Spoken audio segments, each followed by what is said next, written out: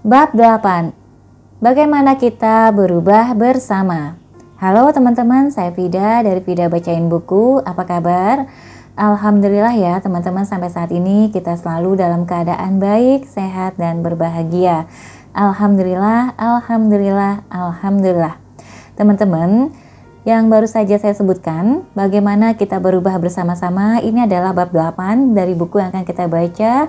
Dan kita lanjutkan, yaitu Tiny Habits, salah satu New York Times bestseller, perubahan-perubahan kecil yang mengubah hidup, ditulis oleh B.J. Fogg, diterbitkan oleh Gramedia. Mari kita mulai baca bukunya. Bismillahirrahmanirrahim. Mike dan Carla merasa terjebak. Anak lelaki mereka berusia 21 tahun, tinggal di rumah mereka, dan kesulitan memenuhi bahkan tuntutan terkecil sekalipun dari kehidupan orang dewasa. Setelah Chris putus kuliah saat usianya 18 tahun, mereka berpikir dia akan mendapatkan pekerjaan atau kembali ke sekolah, tapi ternyata tidak. Dengan semua dukungan mereka, baik finansial maupun emosional, sepertinya Chris tidak bisa berdiri sendiri.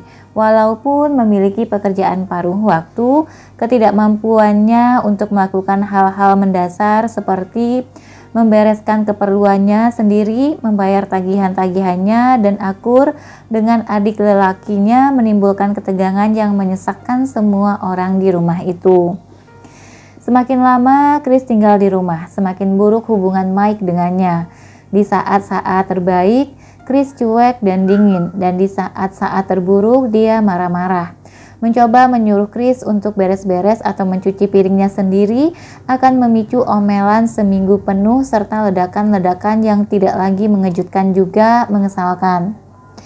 Mike akan memulai dengan permintaan sederhana dari Chris merapikan kamarnya yang diabaikan selama berhari-hari. Dia akan meminta lagi, sedikit lebih menuntut. Anaknya akan mengatakan sesuatu seperti, ya, akan kulakukan nanti, tapi dia tidak pernah melakukannya. Sialnya, kantor Mike di rumah itu berada tepat di samping kamar Chris. Jadi Mike seringkali melihat kekacauan di kamar anaknya dan berpikir, anakku tidak mendengarkanku, dia tidak menghormati ruang yang ditempatinya atau menghargai apa yang kulakukan untuknya, dia tidak peduli. Kemudian Mike akan menegur Chris dan menuntut agar dia mengikuti peraturan di rumah itu, mencari pekerjaan yang lebih baik, menghormati harta benda mereka, dan membayar tagihan-tagihannya tepat waktu, supaya mereka tidak perlu meminjamkan uang lebih banyak lagi kepadanya untuk membayar denda. Setelahnya, Chris akan pergi dengan marah dan akhirnya tidak membersihkan kamar atau melakukan apapun yang diminta. Dia akan mengenakan headphone dan bermain video game dengan orang-orang di belahan lain dunia.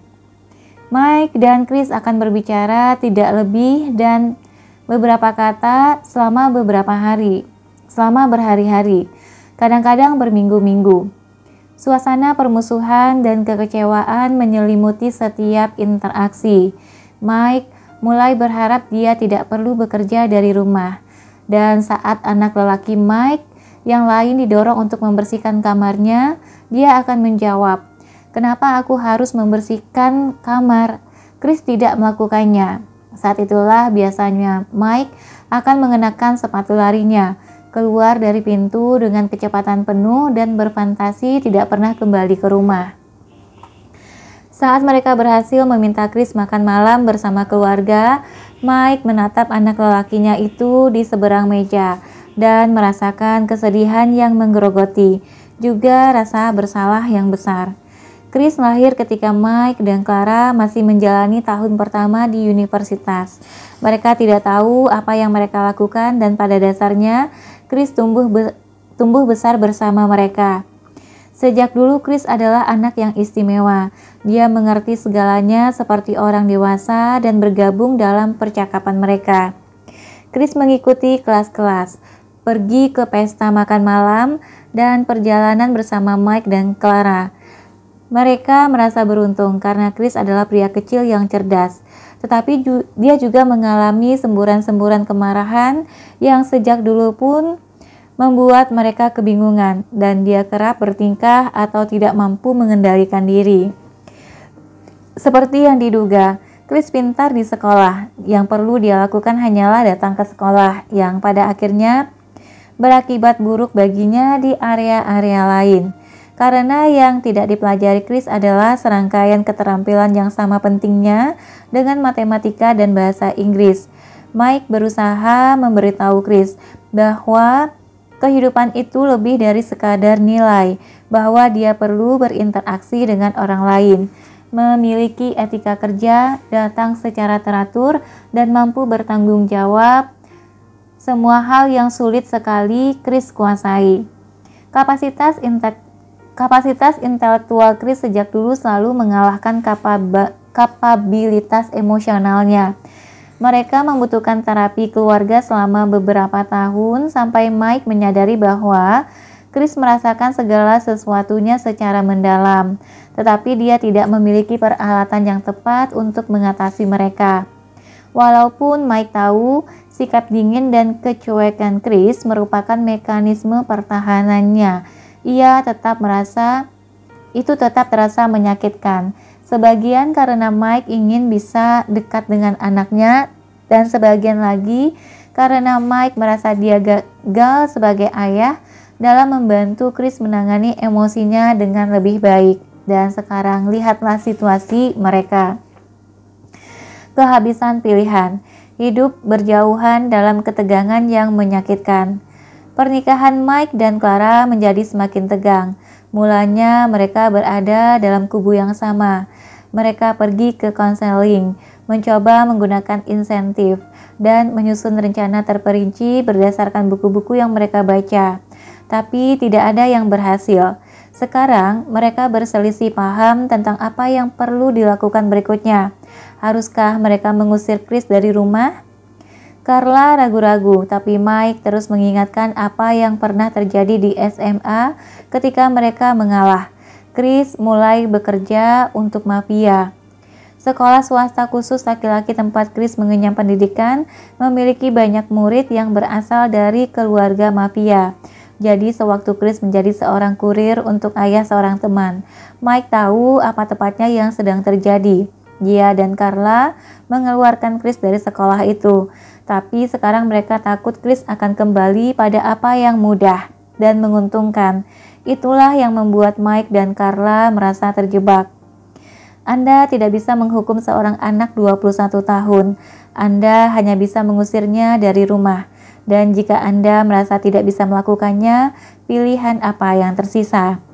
Bagaimana caranya Anda bisa menyuruh anak lelaki Anda yang sudah dewasa itu untuk membantu dirinya sendiri untuk berubah? Chris adalah orang baik, lucu, dan perseptif. Dan Mike tahu anaknya bisa melakukan sesuatu yang istimewa dengan kehidupannya. Dia juga tahu Chris tidak ingin tinggal bersama orang tuanya. Dia ingin punya tempat sendiri, kehidupannya sendiri. Dia hanya tidak tahu caranya untuk tiba di sana. Mike mengubek-ngubek pikirannya dan dia dibuat gila karena tidak berhasil menemukan solusi. Dia adalah orang yang cakap. Tidak peduli sebesar apa kegagalannya di rumah, Mike berhasil dalam pekerjaannya. Dia adalah ahli strategi sukses yang sudah membesarkan perusahaan nutrisi kecilnya menjadi pemimpin dalam industri tersebut. Spesialisasinya adalah mengatasi tantangan-tantangan besar dengan cara yang inovatif, dan dia selalu ingin memperbaiki, dan pada akhirnya Mike menemukan pelatihan desain perilaku saya. Mike adalah salah satu orang yang langsung paham. Dia adalah salah satu pemikir sistem yang dengan cepat memanfaatkan pengetahuan baru untuk memecahkan permasalahan lama. Saya menduga semangat Mike mempelajari seluk-beluk desain perilaku adalah untuk meningkatkan kesuksesan profesionalnya. Tetapi setelahnya saya menemukan energi penuh semangat yang saya rasakan darinya itu adalah bentuk kesadaran.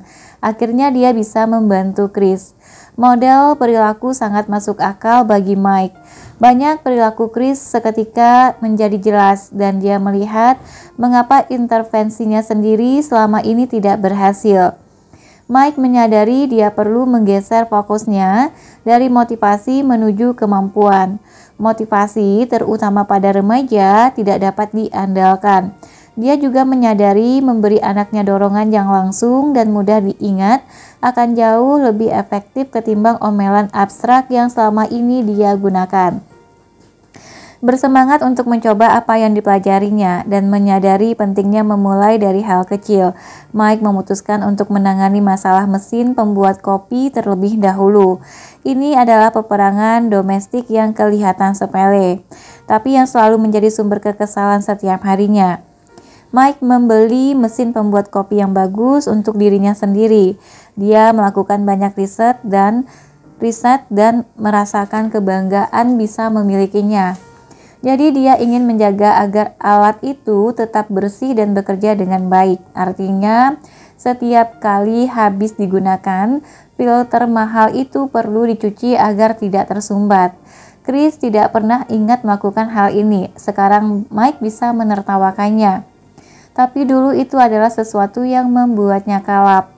Dia akan turun untuk membuat cangkir yang kedua dan menemukan Chris meninggalkan bubuk kopinya yang mengepul dalam mesin.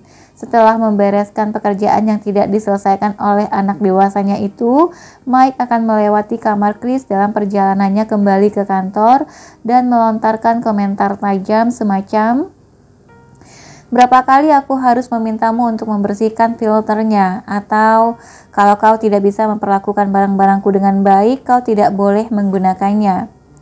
Chris akan memutar mata atau berkomentar pedas. Interaksi yang mengawali hari dengan cara yang salah dan menjebloskan mereka dalam siklus merusak yang penuh rasa frustrasi dan kebencian. Berbekal peralatan desain perilaku, Mike menyelesaikan permasalahan ini. Aspirasinya jelas. Dia ingin Chris menghargai barang-barangnya. Dalam hal ini, perilaku spesifiknya adalah merawat mesin pembuat kopi. Jadi, Mike mengajukan pertanyaan terobosan. Bagaimana caranya aku bisa menjadikan hal ini lebih mudah dilakukan? Ketika memikirkannya, dia ingin Chris melakukan sebuah proses dengan 3 langkah. Mengeluarkan filter kopi, membersihkannya, kemudian memasangnya kembali. Meminta Chris melakukan semua itu secara sekaligus jelas-jelas tidak berhasil. Jadi Mike memutuskan untuk mempermudah tugas itu dengan menguraikannya dan meminta anaknya untuk melakukan hanya langkah pertama yang spesifik. "Hei Chris, lain kali kalau kau menggunakan mesin kopi itu, bisakah kau mengeluarkan filternya dan meletakkannya di meja?" Chris memberinya tatapan aneh. "Tentu." Keesokan paginya, Mike turun untuk suntikan kafeinnya dan tersenyum. Filter kopi itu berada di meja, miring dan bubuk kopinya tumpah sedikit, tapi filter itu ada di sana. Mike merasakan semburan rasa bangga. Ketika naik menuju kantornya, dia teringat pada petuah saya, "Bantulah orang-orang merasa sukses." "Hei Chris, terima kasih sudah meletakkan filternya di meja. Itu sangat berarti bagiku." Chris memberinya tatapan, "Dad, kau aneh sekali yang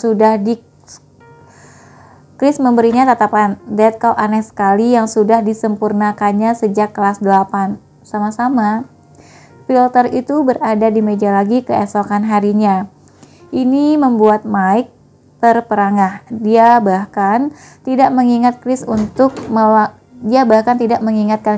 melakukannya. Mike mengucapkan terima kasih singkat kepada Chris sebelum melanjutkan pekerjaannya.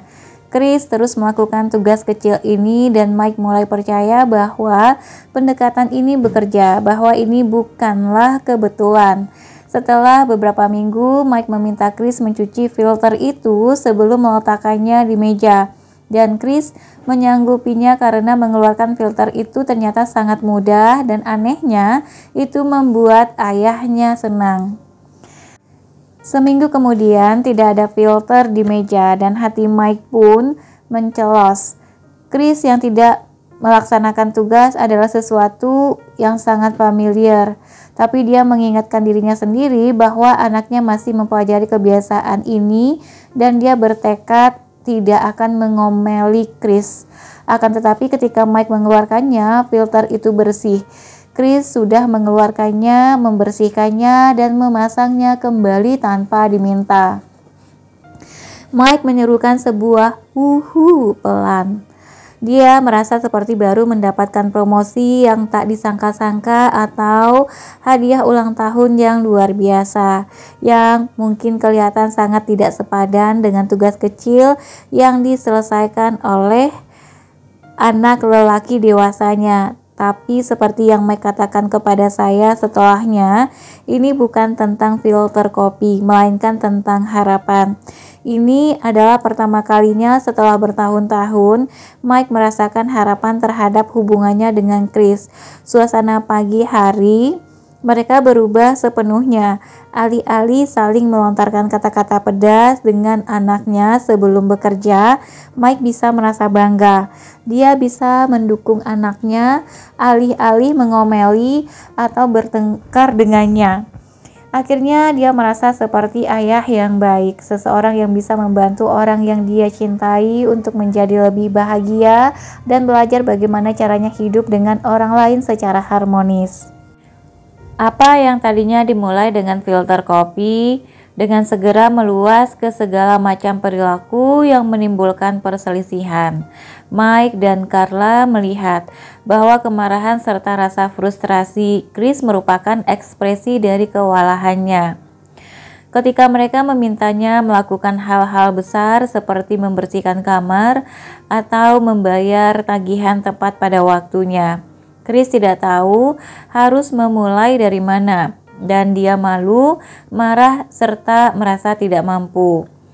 Namun saat mereka menguraikan hal-hal spesifik menjadi perilaku kecil dan mengajukan pertanyaan seperti, bisakah kau memasukkan handuk basahmu dalam bak pakaian? Atau bisakah kau meletakkan piring kotormu di bak cuci piring? Chris menemukan pijakan bagi tugas yang lebih besar. Dengan merasa sukses atas tugas-tugas yang lebih kecil itu, dia mendapatkan kepercayaan diri untuk melakukan lebih. Mike dan Carla mendampinginya di sepanjang perjalanan dengan lembut merayakan kemenangan-kemenangannya. Hal ini tidak hanya membuat Chris merasa senang, ini membuat mereka merasa senang. Tidak ada yang ingin mengomeli anak-anak mereka atau merasa kecewa. Kita ingin merayakan mereka. Ternyata ini mudah dicapai jika Anda membuat perilakunya kecil dan menyiapkan seseorang untuk merasa sukses. Baru-baru ini saya berbicara dengan Mike tentang bisnisnya, tapi dia lebih bersemangat membicarakan perubahan di rumahnya. Chris masih tinggal di sana, tapi dia punya 2 pekerjaan paruh waktu dan menabung untuk uang deposit apartemen. Hubungan mereka berada dalam kondisi terbaik sejak Chris masih kecil. Balon ketegangan itu sudah meletus dan mereka semua merasa lebih terhubung. Chris ikut makan bersama dan dia tertawa lebih banyak serta bercerita kepada mereka. Adiknya tidak bisa lagi menggunakan Chris sebagai alasan untuk tidak melakukan pekerjaannya sendiri. Jadi tingkat omelan sudah berkurang secara keseluruhan. Chris merasa lebih dipahami dan orang tuanya merasa lebih mampu membantunya menjalani kehidupan. Ada hari-hari di mana Mike melihat ke sekelilingnya dan tidak percaya bahwa mereka telah mencapai keharmonisan yang dulu kelihatan tak terjangkau. Lalu ada lagi Mike, menerima hadiah ulang tahun dari Chris untuk pertama kalinya setelah bertahun-tahun. Terlambat beberapa hari sih, tapi siapa yang menghitung? Dia membuka 3 piringan hitam untuk ditambahkan dalam koleksi musik soulnya, Stevie Wonder, Ray Charles, dan James Brown. Mike memeluk anaknya erat-erat, berterima kasih kepadanya dan berusaha menahan air matanya. Chris tersenyum, bukan masalah besar, Dad. Lanjut, mendesain perubahan kelompok. Kita semua tahu bahwa dinamika sosial adalah penggerak yang kuat bagi perilaku. Efek-efeknya tampak di sekeliling kita. Bagaimana kita bertindak saat menonton pertandingan football, bagaimana kita berbicara tentang politik, bagaimana kita memperlakukan satu sama lain secara daring atau secara langsung. Karena manusia hampir selalu hidup dalam komunitas, pengaruh-pengaruh sosial selalu ada bersama kita. Tetapi dengan media sosial yang memperbesar dan melipat gandakan pengaruh-pengaruh tersebut, kehidupan kita menjadi semakin terhubung. Itulah sebabnya, lebih dari sebelum-sebelumnya, penting sekali bagi kita untuk berpikir secara mendalam tentang bagaimana kekuatan-kekuatan sosial itu membentuk perilaku individu dan kolektif kita, dan pada akhirnya memengaruhi semua kehidupan di bumi. Apa yang Anda pelajari dari buku ini memberi Anda kekuatan untuk mempertahankan diri sendiri dari pengaruh-pengaruh yang merugikan dan mendesain berbagai kebiasaan baru yang menuntun Anda kepada kehidupan yang lebih harmonis, sehat, dan bermakna bagi semua orang di sekeliling Anda. Sekarang Anda bisa memahami apa yang membentuk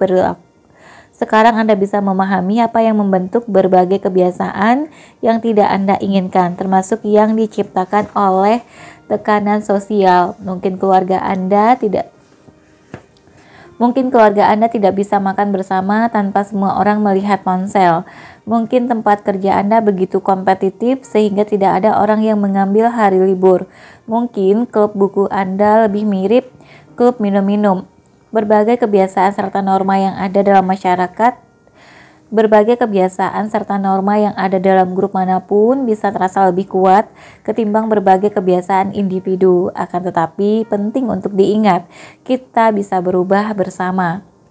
Sekarang setelah Anda mengetahui cara kerja perilaku, Anda bisa mengidentifikasi apa yang mendasari berbagai kebiasaan yang Anda inginkan atau yang tidak Anda inginkan itu. Dan Anda memiliki 3 pendekatan utama untuk mengubah perilaku kelompok. Anda bisa mendesain perubahan dalam perilaku Anda sendiri untuk menjauhkan diri dari pengaruh negatif suatu kelompok. Anda bisa bekerja bersama orang-orang lain untuk mendesain perubahan dalam perilaku bersama Anda, atau Anda bisa mendesain perubahan untuk orang-orang lain yang akan menguntungkan bagi mereka, seperti yang Mike lakukan untuk Chris. 2 pendekatan terakhir itu adalah isi dari bab ini, dan kita akan berbicara lebih jauh tentang arti dari masing-masing pendekatan tersebut dan bagaimana kita bisa mengutak-atik prosesnya agar sesuai dengan situasinya. Dengan menggunakan tiny habits dan desain perilaku, Anda bisa menjadi pembawa kebaikan dalam kehidupan orang lain. Yang dibutuhkan hanyalah seseorang yang terampil dan peduli, yaitu Anda, untuk mentransformasi suatu kelompok. Tapi saya sarankan Anda tidak memulai dengan mencoba mengubah seluruh negara Anda, walaupun dengan desain perilaku Anda bisa mentransformasi suatu budaya. Bangunlah keterampilan perubahan Anda dan mulailah dari yang dekat dengan rumah Anda, tim kerja, atau keluarga Anda. Sejak dulu saya menyuarakan agar kita memandang rumah tangga bukan individu sebagai unit perubahan. Jadi sebagai desainer perilaku, kita harus mendesain produk dan jasa untuk membantu semua orang di sebuah rumah tangga berubah bersama. Sebelum Mike membantu Chris menguasai kebiasaan sehari-harinya, dia mengubah perilakunya sendiri dengan baik. Mike memodifikasi permintaannya kepada Chris dan cara dia menyampaikannya, mengubah nada suara dan posturnya dari frustrasi dan mengharapkan kekalahan menjadi memberdayakan dan mendukung. Kesuksesan yang didapatkannya melebihi efek yang sangat besar, tidak hanya terhadap perilaku Chris, tapi juga terhadap perilaku Mike sendiri. Kita hidup dan bekerja bersama orang lain, dan setiap perubahan memiliki efek umum terhadap semua orang, entah itu baik atau buruk. Kita selalu berubah bersama, tidak peduli apakah kita sengaja mendesainnya atau tidak. Akan tetapi menurut saya Anda jangan membiarkannya terjadi secara kebetulan. Desainlah masa depan Anda dengan teliti dan efisien, sehingga segalanya berubah menjadi lebih baik dalam semua bagian kehidupan Anda. Saat hendak mengubah keluarga, tim kerja, atau kelompok komunitas, idealnya Anda mendapatkan kerjasama dan dukungan penuh. Tapi itu mungkin tidak akan terjadi. Sewaktu pertama kali saya mulai meneliti tentang berubah bersama sebagai proyek setahun di laboratorium penelitian saya di Stanford. Dengan naifnya saya mengira semua orang memiliki rumah tangga seperti yang saya miliki. Setiap kali pasangan saya dan saya ingin mengubah sesuatu, seperti cara kami makan atau menggunakan teknologi, kami akan saling mendukung. Waktu saya masih kecil, ibu saya mengubah kebiasaan makan kami secara drastis untuk membantu adik perempuan saya mengatasi disabilitas belajarnya. Kami benci tidak lagi makan Wonder Bread, tidak mengandung serat, dan banyak gula, tapi kami melakukannya sebagai satu keluarga. Ketika kami membagikan contoh-contoh pribadi ini kepada para peneliti di laboratorium Stanford saya, dengan segera mereka mengemukakan contoh-contoh mereka sendiri yang jauh berbeda. Saya mendengar tentang orang tua yang menanggapi keinginan anak lelakinya untuk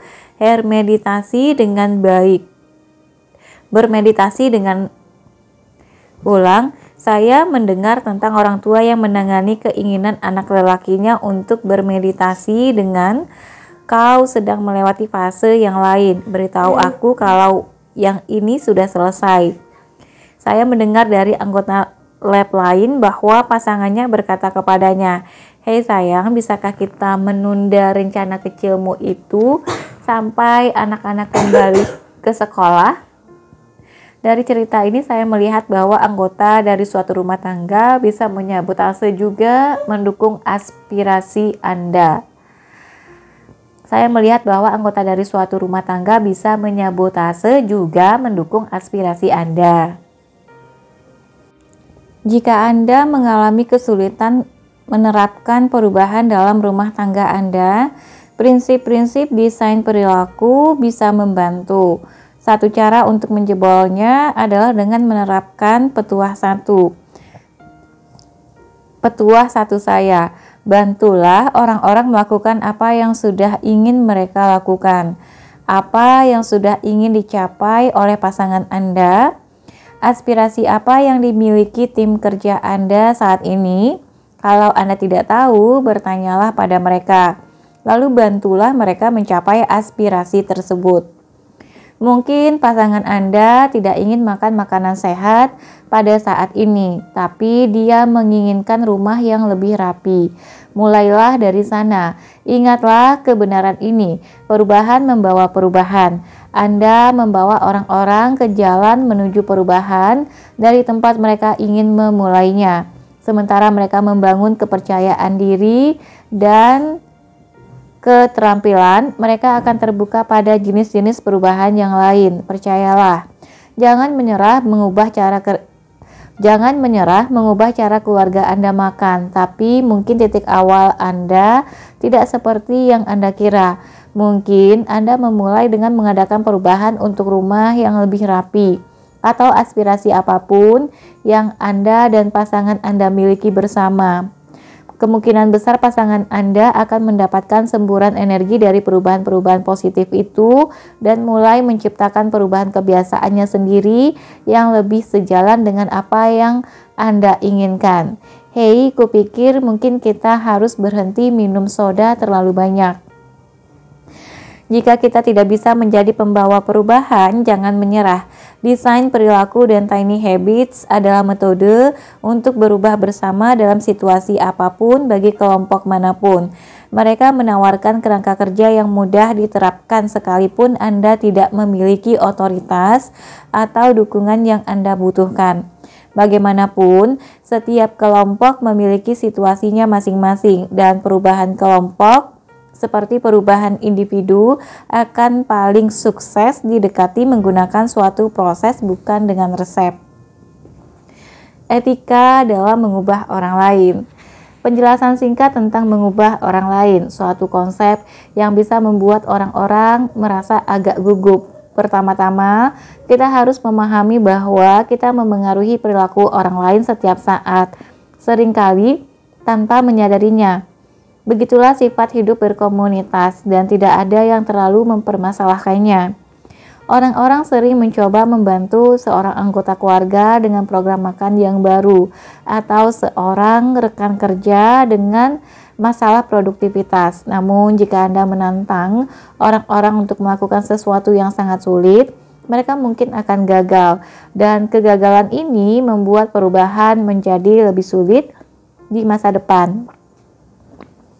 Menurut saya, pendekatan yang paling etis adalah dengan menyadari pengaruh kita terhadap orang lain sembari menggunakan metode terbaik yang memungkinkan untuk membantu mereka. Saat Anda menggunakan desain perilaku dan tiny habits, Anda boleh yakin bahwa Anda mempersiapkan orang-orang untuk kesuksesan. Saat mendukung orang lain dalam proses perubahan, gunakanlah kedua petua saya sebagai pembimbing Anda. 1. Bantulah orang-orang melakukan apa yang sudah ingin mereka lakukan. 2. Bantulah orang-orang merasa sukses. Jika Anda membantu pasangan, rekan kerja, bos Anda, pelanggan Anda, atau anak-anak Anda melakukan apa yang mereka aspirasikan, kemungkinan besar Anda sudah memiliki landasan etis yang solid, dan membantu seseorang merasa sukses hampir tidak pernah menjadi sesuatu yang buruk. Begitu Anda merasa yakin dengan perubahan yang ingin Anda bantu wujudkan dalam diri orang lain, Anda pun siap untuk memulainya. Bagaimana caranya berubah bersama? Tadi saya menyebutkan 2 cara untuk berubah bersama yang akan saya diskusikan dalam bab ini. Saya ingin menjadikannya jelas dan gampang diingat dengan memberikan nama-nama lucu untuk mereka. Anda bisa mendekati perubahan kelompok, pemimpin kelompok, atau ninja. Lanjut, pemimpin kelompok. Sebagai pemimpin kelompok, Anda menjadi pemimpin dalam membantu perubahan kelompok Anda dengan membagikan apa yang sudah Anda pelajari tentang tiny habits dan desain perilaku dan bertindak bersama-sama. Ini sering terjadi di keluarga atau secara informal di tempat kerja. Anda berada di ruang istirahat, membicarakan cara memecahkan suatu masalah yang pelik, lalu tiba-tiba terpikirkan oleh Anda. Kita perlu melakukan sekawanan perilaku dan pemetaan fokus. Anda menjelaskan metodenya kepada rekan-rekan kerja Anda, lalu keesokan harinya Anda semua datang ke meja dengan permasalahan yang sudah terpetakan dan ide-ide tentang menciptakan perubahan. Cara lain untuk menjadi pemimpin kelompok adalah dengan membantu orang lain mempelajari tiny habits dan desain perilaku. Membagikan buku ini adalah cara yang sederhana dan efektif untuk melakukannya. Atau Anda bisa mengambil pendekatan yang lebih tersembunyi. Lanjut, ninja. Sebagai ninja, Anda menyeludupkan desain perilaku secara halus. Orang lain di keluarga atau kelompok Anda bahkan tidak perlu mengetahui Anda melakukannya.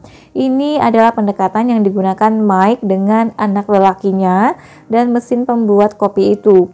Dia tidak memberitahu Chris kalau dia menguraikan langkah-langkahnya dan menjadikannya lebih mudah dilakukan, atau dia secara khusus merayakan kemenangannya, tapi cara itu berhasil. Menggunakan teknik desain perilaku seperti sekawanan perilaku atau menjadikan suatu perilaku lebih mudah bisa digunakan saat dibutuhkan untuk membantu orang lain berubah. Tidak perlu membuat pengumuman. Tidak peduli apakah Anda pemimpin kelompok atau ninja, Anda melewati langkah-langkah yang sama seperti yang dijelaskan dalam bagian buku ini. Dalam bagian ini, langkah-langkah dalam desain perilaku. Langkah 1 terdiri untuk bagian pertama, pilih, yaitu langkah 1, perjelas aspirasi. Langkah 2, eksplorasi pilihan perilaku. Langkah 3, cocokkan dengan perilaku fisik. Berikutnya, bagian kedua, desain. Langkah 4, mulailah dengan sesuatu yang kecil. Langkah 5, temukan dorongan yang bagus. Lalu bagian ketiganya implementasi, yaitu langkah 6, rayakan kesuksesan, langkah 7, lakukan pemecahan masalah, ulangi dan perluas. Lanjut, desainlah proses untuk perubahan kelompok. Meskipun metode yang Anda gunakan untuk menciptakan perubahan dalam kelompok pada dasarnya sama dengan yang digunakan untuk individu, cara Anda menerapkan metode tersebut bisa berbeda. 1. Perjelas aspirasi Anda bersama-sama. Desain perilaku selalu dimulai dengan memperjelas aspirasi Anda. Ini adalah langkah pertama Anda jika Anda mendesain suatu produk. Mendesain berbagai kebiasaan untuk diri Anda sendiri atau membantu suatu kelompok berubah bersama. Pemimpin kelompok. Jika Anda membantu keluarga Anda mengubah cara mereka makan, Anda bisa mengusulkan suatu aspirasi dan melihat apakah orang-orang menyukainya dengan bertanya. Sebagai satu keluarga, kita ingin makan lebih banyak buah-buahan dan sayuran segar. Apakah itu deskripsi yang tepat dari apa yang ingin kita capai? Dalam proyek bisnis, mungkin Anda diberikan target yang harus dicapai, meningkatkan penjualan sebanyak 20% tahun depan, atau mungkin Anda diberikan aspirasi yang tidak terlalu spesifik, mengurangi tingkat stres para pegawai. Dan itulah titik awal Anda sebagai pemimpin kelompok. Ajak tim Anda untuk memperjelas apa yang ingin kalian semua capai dan pastikan semua orang memahaminya dalam cara yang sama. Untuk ninja, Anda tidak perlu mengatakan Anda menggunakan desain perilaku untuk mendapatkan kejelasan yang Anda butuhkan. Anda bisa langsung memulai dengan objektifnya. Sekadar untuk memperjelas, kita mendesain untuk X kan? Ya, benar. Seseorang menjawab, "Oke, bagus. Hanya ingin memastikan bahwa pemikiran kita sama. Terima kasih." Gerakan ninja ini mungkin terlihat sangat jelas, tapi Anda akan membantu semua orang dengan memperjelas objektifnya. 2. Eksplorasilah pilihan perilaku bersama-sama. Begitu aspirasinya jelas, Anda bisa mengeksplorasi pilihan perilaku. Pemimpin kelompok. Saat memimpin sebuah kelompok dalam desain perilaku, Anda bisa mengadakan sesi mengayunkan tongkat sihir yang saya jelaskan di bab 2. Atau Anda bisa menggunakan lembar kerja sekawanan perilaku dan meminta orang-orang mengisi kotak-kotak itu dengan berbagai perilaku berbeda yang akan membawa mereka menuju aspirasi. Saya mendapati bahwa mengayunkan tongkat sihir memberikan rentang perilaku yang lebih besar dalam kelompok kecil yang dibimbing dengan cermat. Tapi jika Anda memimpin lebih dari 20 orang, berperan sebagai moderator akan menjadi sulit. Untuk kelompok besar, bagikanlah lembar kerja sekawanan perilaku dengan instruksi yang minim. Keluarga Anda, kelompok kerja Anda, atau seluruh perusahaan Anda. Saya pernah melakukan ini dengan lebih dari 1.000 orang sekaligus. Bisa sukses menemukan perilaku untuk memenuhi sekawanan itu. Pilihan metode Anda tergantung pada kelompok Anda serta gaya memimpin Anda. Lalu untuk ninja, Anda bisa mengayunkan tongkat sihir secara diam-diam dengan mengajukan pertanyaan seperti ini pada saat yang tepat. Apa yang kalian inginkan untuk terjadi? Kalau kita punya kekuatan sihir, siapa akan melakukan apa?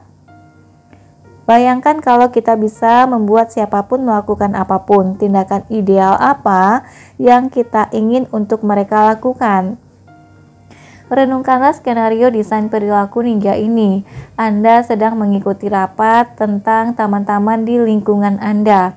Anda adalah sukarelawan. Sang direktur menginginkan agar lebih banyak orang menggunakan taman-taman itu. Anda mengenali hal ini sebagai aspirasinya.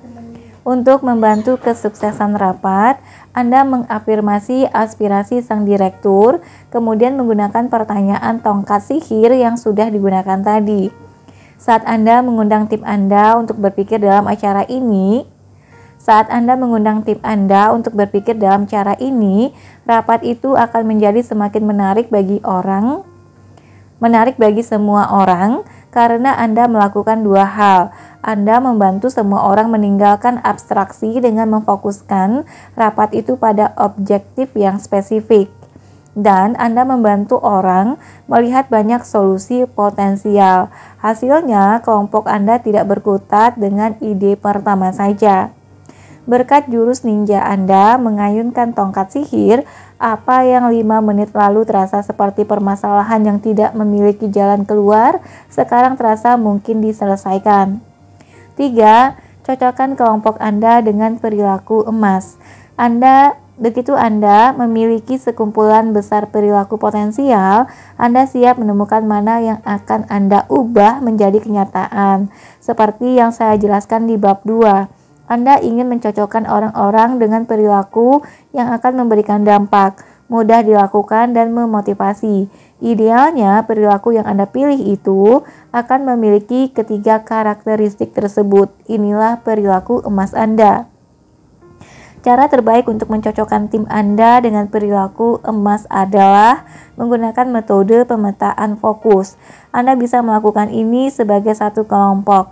Berkolaborasi sebagai satu keluarga atau tim kerja akan memberi Anda keuntungan dari banyaknya otak. Dan ketika Anda mencapai konsensus selama proses pemetaan fokus, kelompok Anda siap untuk saling mendukung sementara Anda mengubah perilaku emas menjadi kenyataan. Dari semua metode dalam desain perilaku, pemetaan fokus sebagai satu kelompok adalah favorit saya. Lanjut, sebagai pemimpin kelompok. Saya sudah mengajarkan kepada ratusan tim cara menggunakan metode pemetaan fokus untuk mengenali perilaku emas bagi proyek mereka atau perbaikan diri mereka sendiri. Melakukan pemetaan fokus sebagai satu kelompok menggunakan kerangka kerja keseluruhan yang sama seperti yang saya jelaskan di bab 2, tapi ada beberapa tambahan penting.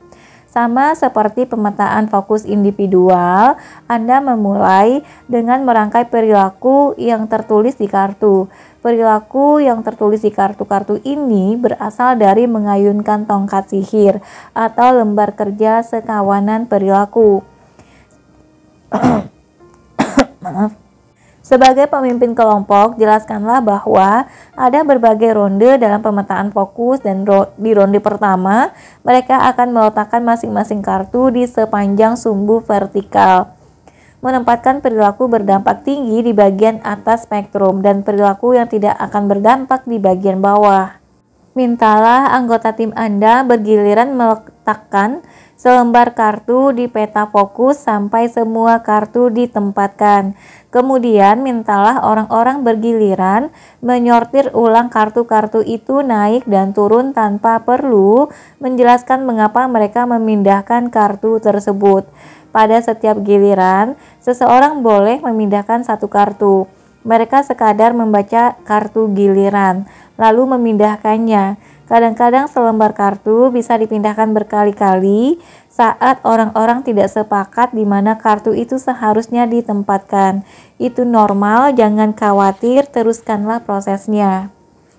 Nanti di halaman 322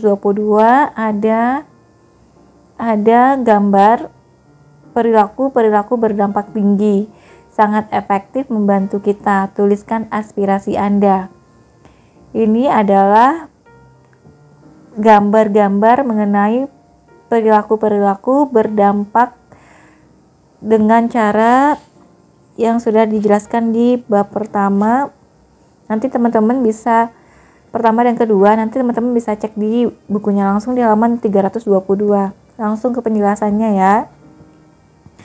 Teruskanlah sampai semua orang puas dengan penataan kartu-kartu tersebut. Saat Anda mencapai konsensus, Anda sudah selesai dengan ronde pertama. Dalam ronde kedua, tim Anda akan bergiliran menggeser kartu-kartu itu ke kanan atau ke kiri di sepanjang dimensi kelayakan. Jelaskanlah bahwa mereka harus meletakkan perilaku yang menurut mereka sanggup mereka lakukan ke arah kanan dan perilaku yang menurut mereka tidak sanggup mereka lakukan ke arah kiri. Mintalah kelompok Anda melakukannya secara bergiliran dan satu demi satu orang boleh memindahkan kartu-kartu itu ke kanan dan ke kiri sampai semua orang puas dengan penempatannya. Pada titik ini, setelah komentar-komentar singkat tentang penyesuaian dari perilaku tersebut, Anda akan menemukan perilaku emas Anda di sudut kanan atas dari peta tersebut. Pimpinlah tim Anda melakukan diskusi tentang berapa banyak perilaku emas yang ingin Anda wujudkan secara nyata. Anda boleh memilih hanya satu atau dua. Memilih lebih dari 5 sepertinya sedikit terlalu ambisius. Oke, lanjut teman-teman. Ini sudah halaman 323. Nanti ada gambar tentang perilaku-perilaku berdampak tinggi yang dijelaskan sebelumnya. Nanti bisa dicek di halaman 323. Nanti di sebelah kanan atas ada perilaku emas Anda akan berada di sudut ini. Lanjut ke penjelasannya. Hal yang mengejutkan bagi kebanyakan tim adalah betapa cepat dan mudahnya mereka mencapai konsensus tentang perilaku, mana yang menjadi fokus mereka dan mana yang perlu dilupakan untuk saat ini. Suatu proses yang bisa saja panjang dan menegangkan disederhanakan menjadi satu sesi yang bisa dipimpin oleh pemimpin kelompok dalam waktu sekitar 30 menit. Dan dalam kebanyakan kasus, semua orang merasa puas dengan hasilnya. Untuk mendapatkan bimbingan lebih banyak tentang cara memimpin sesi pemetaan fokus berkelompok, lihatlah instruksi saya di Focus Map Info. Lanjut, catatan. Jika perilaku emas yang ditentukan oleh kelompok Anda adalah kebiasaan, gunakanlah metode Tiny Habits di langkah berikutnya. Tapi tidak semua perilaku emas akan menjadi kebiasaan. Beberapa akan menjadi perilaku satu kali. Lanjut, ninja. Misalnya, Anda berada di tengah-tengah diskusi keluarga atau rapat perusahaan dan Anda ingin agar tim Anda fokus dan selaras. Tapi Anda tidak bisa mengadakan sesi pemetaan fokus kebetulan. Dalam kasus ini, saya punya solusi ninja untuk Anda.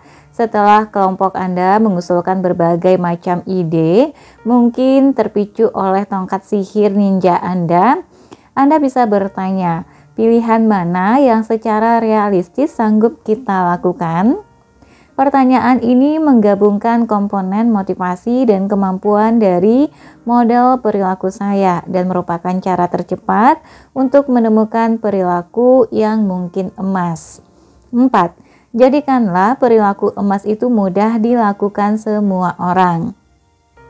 Jika perilaku emas bagi kelompok diniatkan menjadi kebiasaan yang berkelanjutan, gunakanlah metode Tiny Habits dan jadikan perilaku itu sesederhana mungkin untuk dilakukan. Tapi jangan lupa bahwa perilaku satu kali seperti semua orang menghadiri seminar pelatihan juga harus dibuat semudah mungkin. Pemimpin kelompok. Bertanyalah kepada kelompok Anda apa yang membuat perilaku atau kebiasaan yang diinginkan itu sulit dilakukan dan bagaimana mereka bisa menjadikan perilaku atau kebiasaan ini lebih mudah dilakukan. Misalnya saja 2 minggu yang lalu Anda memulai usaha baru dengan tim proyek Anda. Sebagai manajer, Anda ingin setiap orang mengirim surel kepada Anda sehari sekali dan membagikan penghalang proyek terbesar yang sedang mereka hadapi saat itu. Mungkin Departemen Hukum belum memeriksa perjanjian yang baru atau budgetnya tidak cukup untuk melakukan penelitian kualitas pengguna. Atau internet terus-terusan ngadat. Apapun, sebagai manajer, Anda ingin mengetahui rintangan-rintangan supaya Anda bisa menyelesaikan mereka dan membantu setiap orang untuk bergerak maju secara efisien. Ini kedengaran seperti rencana yang bagus dan tim Anda kelihatan antusias. Tapi hasilnya selama 2 minggu terakhir ini tidak bagus. Sudah saatnya untuk mengajukan pertanyaan penemuan. Di rapat proyek yang berikutnya, Anda bertanya kepada tim Anda tentang surel berisi rintangan itu. Apa yang membuat rutinitas harian ini sulit dilakukan? Anda bisa lebih spesifik lagi, bertanya tentang masing-masing mata rantai di rantai kemampuan. Apakah kalian punya waktu yang cukup, uang, upaya mental, upaya fisik? Apakah ini bertentangan dengan rutinitas kita yang sudah ada? Dengan bekerja bersama seperti ini, kelompok Anda bisa membantu Anda dan satu sama lain untuk melihat mata rantai mana yang lemah. Ternyata masalahnya bukan hanya soal waktu. Alih-alih sebagian besar orang dalam tim tidak tahu bagaimana harus berpikir tentang rintangan, dan dengan pengetahuan itu, Anda menyadari ini adalah masalah kapasitas mental, tapi Anda tidak mengucapkannya keras-keras. Anda punya pilihan. Anda bisa membuat rutinitas harian ini lebih mudah dengan meningkatkan keterampilan tim Anda dalam mengidentifikasi rintangan. Atau mungkin Anda memberi mereka sebuah daftar untuk membimbing mereka memerinci berbagai pilihan. Kejelasan proyek, masalah hukum, keterbatasan budget, masalah kolaborasi, masalah teknologi.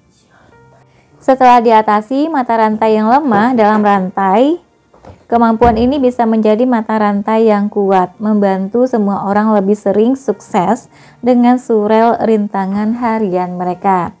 Catatan kecil, ketika menulis buku ini, saya ingin membagikan lebih banyak cara menggunakan tiny habits untuk kesuksesan bisnis, tapi itu akan membuat buku saya terlalu panjang.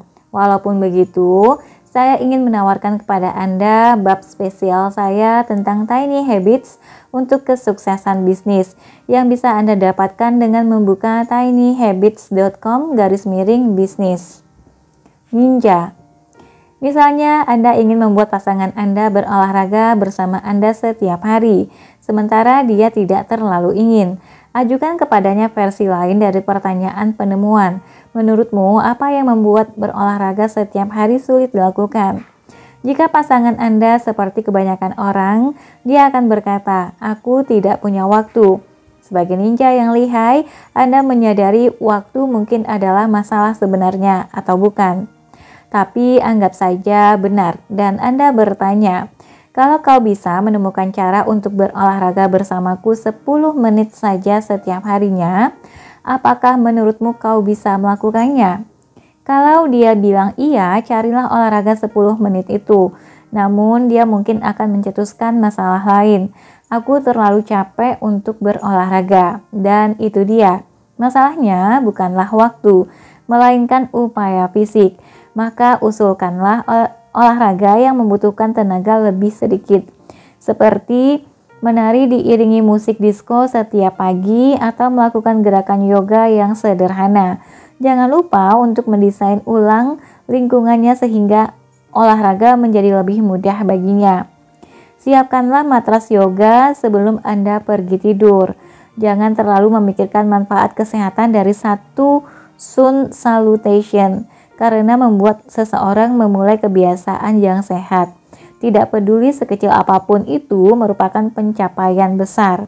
Jika pasangan Anda merasa sukses melakukan satu sun salutations, secara alami dia akan mengembangkan kebiasaan olahraganya. Dalam metode ninja, secara informal tetapi juga sistematis, Anda mengenali apa yang membuat suatu perilaku sulit dilakukan bagi seseorang. Kemudian Anda mengambil langkah-langkah untuk memperkuat mata rantai yang lemah itu. Bagus sekali ninja. 5. Temukan cara untuk mendorong perilaku emas. Anda sudah membaca bab 4, jadi Anda tahu ada 3 tipe dorongan. Dorongan orang, dorongan konteks, dan dorongan tindakan.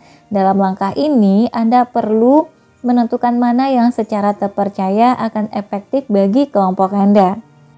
Pemimpin kelompok. Jika Anda membantu kelompok Anda menciptakan kebiasaan, terlebih dahulu gunakanlah pendekatan tiny habits. Dan bertanyalah kepada kelompok Anda, di mana kebiasaan ini akan masuk secara alami dalam rutinitas harian kalian. Jika Anda membantu tim Anda mengirimkan surel setiap hari kepada Anda yang berisi rintangan utama mereka, bertanyalah kepada mereka, apa rutinitas yang sudah ada dan yang bisa mengingatkan kalian untuk melakukan kebiasaan baru ini. Kelompok Anda bisa mengeksplorasi pilihan bersama-sama, tapi masing-masing orang bisa memilih jangkar mereka sendiri. Bagi sebagian orang, resepnya mungkin akan seperti ini. Setelah kembali dari istirahat makan siang, saya akan mengeluarkan daftar rintangan dan menuliskan surel singkat. Seperti yang Anda ketahui, ada cara-cara lain untuk mendorong suatu perilaku. Anda bisa meminta pegawai magang yang baru untuk berkeliling dan mengingatkan orang-orang agar mengirimkan surel kepada Anda. Tapi itu bukan solusi yang bagus untuk jangka panjang. Mungkin Anda mengirimkan pengingat harian untuk mengirim surel. Ya, cara itu mungkin bisa digunakan, tapi tidak seelegan menggunakan rutinitas yang sudah ada sebagai dorongan. Nanti di halaman 328 ada kartu resep saya metode Tiny Habits. Setelah saya titik-titik kembali dari istirahat makan siang, ini adalah momen jangkarnya, yaitu rutinitas yang sudah ada dalam kehidupan Anda yang akan mengingatkan Anda untuk melakukan perilaku kecil, kebiasaan baru Anda. Saya akan titik-titik mengeluarkan daftar rintangan dan menulis surel singkat. Ini adalah perilaku kecilnya, yaitu kebiasaan baru yang Anda inginkan, tapi Anda menguranginya menjadi sangat kecil dan sangat mudah.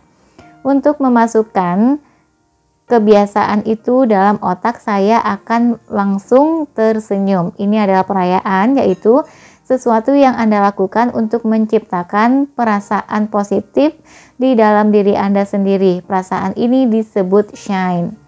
Lanjut, ninja. Pendekatan ninja bagi langkah ini sama dengan pendekatan pemimpin kelompok. Jika itu tidak berhasil, Anda bisa bertanya, apa yang menurut kalian bisa menjadi pengingat yang tepat untuk kebiasaan ini? Saya penggemar menemukan apa yang efektif, kemudian memperluas pendekatan itu. Mari kita kembali ke kebiasaan mengirim surel rintangan. Setelah tugas itu dibuat menjadi lebih mudah dilakukan, lihatlah apa yang terjadi. Setelah Anda menemukan siapa yang sukses dalam tugas ini, tanyakan kepada mereka apa yang mendorong mereka untuk melakukan perilaku tersebut. Mereka akan memiliki suatu dorongan, meski mereka tidak mengenalinya. Ketika Anda menemukan pola kesuksesan, usulkan agar semua orang menggunakan dorongan yang sama. Misalnya saja Anda berkeliling dan berbicara dengan 10 orang anggota tim Anda dan mencoba mengirimkan surel rintangan itu kepada Anda. 5 di antaranya sukses. Anda mempelajari bahwa 4 dari 5 orang itu meletakkan daftar rintangan di keyboard mereka sebelum pergi makan siang. Daftar itu kemudian mengingatkan mereka untuk menulis surel ketika kembali dari makan siang. Jadi resepnya menjadi sesuatu semacam ini. Setelah mengambil dompet untuk pergi makan siang, saya akan meletakkan daftar rintangan saya di atas keyboard. Anda membagikan teknik ini kepada semua orang. Anda sudah menemukan apa yang efektif lalu memperluasnya ke seluruh anggota tim. 6. Rayakan kesuksesan untuk memasukkan kebiasaan. Langkah ini berlaku hanya jika Anda ingin menciptakan kebiasaan dalam kelompok Anda.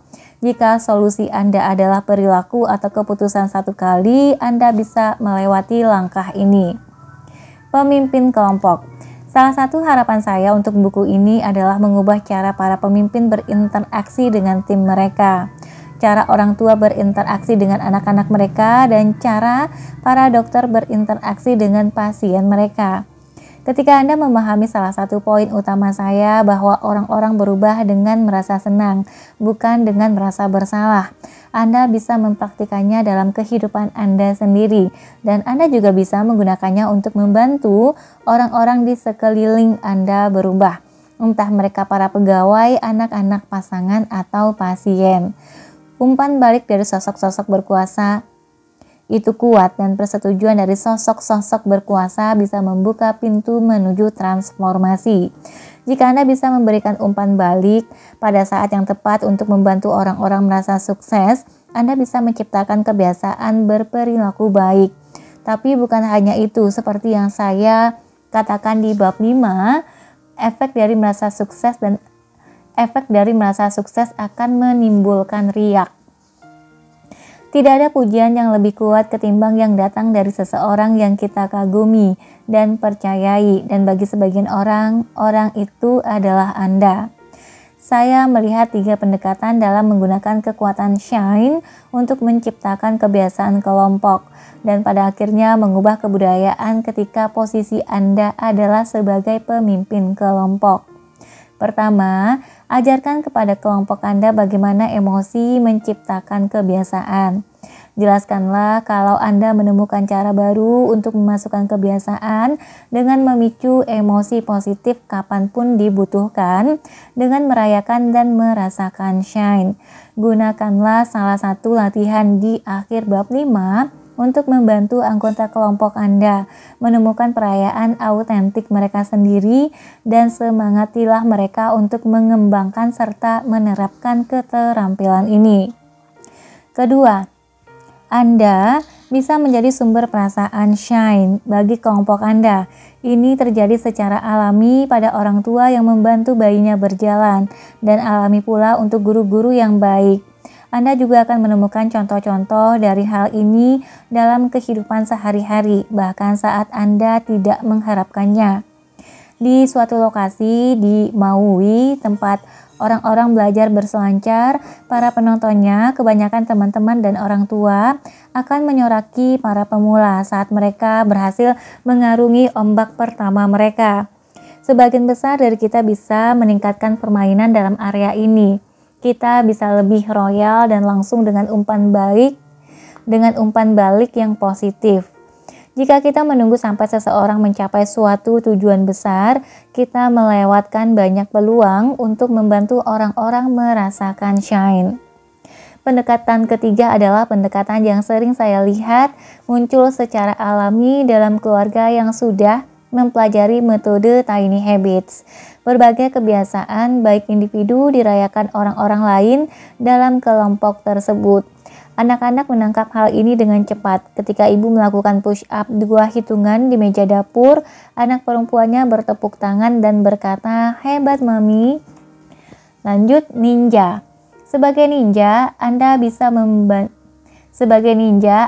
menjadi pemicu perasaan shine pada orang lain sama seperti pemimpin kelompok. Tapi Anda melakukannya secara diam-diam. Ketika seseorang melakukan suatu perilaku baik, Anda bisa membantu memasukkan kebiasaan itu dengan berkata, "Wow, bagus sekali.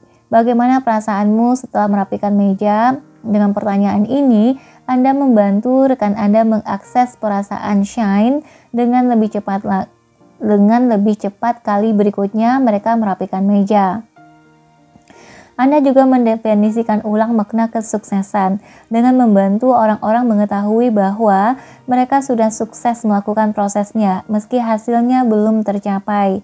Setiap kali seseorang memilih air alih-alih soda itu adalah kesuksesan sekalipun mereka tidak melihat perubahan di timbangan. Ketika seseorang melakukan meditasi, mereka tidak perlu menenangkan pikiran mereka untuk bisa sukses. Sekadar duduk diam adalah kesuksesan dan mereka boleh merasa senang karenanya. Dalam penelitian saya sudah memetakan 32 tipe pesan berbeda yang mengafirmasi kesuksesan, berupa bagan dengan 4 baris dan 8 kolom. Contohnya, mengenali bahwa seseorang mencapai rekor pribadi terbaik adalah satu dari 32 cara untuk mengafirmasi kesuksesan. Kau sudah menyelesaikan pekerjaan terbaikmu. Cara yang lain adalah membantu orang-orang melihat bahwa mereka melakukan sesuatu yang lebih baik dari siapapun. Beberapa orang akan lebih merasakan shine dari pendekatan pertama. Orang lain akan lebih merasakan shine dengan menjadi lebih baik dari orang lain.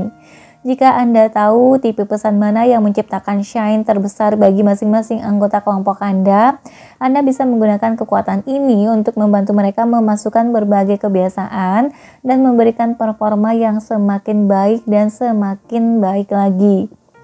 Ini adalah beberapa elemen lain dari bagan saya yang dituliskan seolah-olah saya memberikan umpan balik kepada seorang murid. Anda menunjukkan Anda menunjukkan konsistensi yang mengagumkan dalam PR Anda. Anda mendapatkan nilai sempurna untuk ujian itu. Meskipun nilai ujian Anda jelek, kali ini Anda benar-benar bangkit kembali. Anda mempelajari materi ini lebih cepat dari siapapun di kelas Anda. Anda memperbaiki nilai Anda lebih dari siapapun di kelas.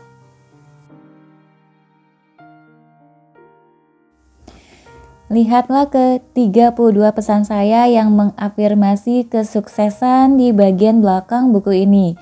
Tapi perhatikan juga kehidupan sehari-hari untuk belajar lebih baik. Ketika Anda memberikan umpan balik yang positif, mana yang dampaknya paling besar?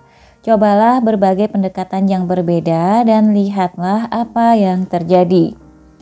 Orang-orang bereaksi secara berbeda terhadap cara pesan di bingkai, tapi saya mempelajari ada satu pendekatan yang berlaku bagi semua orang. Apa yang saya bagikan selanjutnya bisa digunakan dalam cara-cara yang kuat, baik maupun buruk. Ini pertama kalinya saya membagikannya dalam bentuk tertulis. Tolong gunakan ini hanya untuk tujuan-tujuan yang paling mulia. Umpan balik yang memiliki kekuatan emosional paling besar memiliki dua karakteristik. Hal itu berhubungan dengan domain yang Anda pedulikan dan berada dalam area di mana Anda merasa tidak yakin. Saya membuat grafik untuk menunjukkan area yang paling berpotongan yang saya sebut power zone. Di bawah buku ini, bagian bawahnya halaman 332 ada gambarnya dua buah lingkaran yang saling bertemu. Di tengah-tengahnya ada bagian yang saling berhimpitan. Ini ada tanda petir atau energinya. Lingkaran kiri, domain yang dipedulikan seseorang secara mendalam. Lingkaran kanan, ketidakyakinan atau kegelisahan tentang performa dalam domain ini. Umpan balik apa yang Anda berikan kepada seseorang dalam power zone akan diperkuat karena mereka peduli pada subjeknya dan merasa tidak yakin. Itu berarti Anda bisa menginspirasi shine yang sangat besar atau kegelapan yang pekat. Misalnya saja Anda melihat ibu baru yang berusaha menenangkan bayinya. Dia ingin menjadi ibu yang baik dan karena dia masih baru dalam hal ini, dia merasa tidak yakin. Jika Anda berkata itu teknik yang bagus, biasanya saudara perempuanku melakukan itu dengan bayinya. Dan dia adalah ibu terbaik yang ku kenal. Dia akan berseri-seri dengan perasaan shine.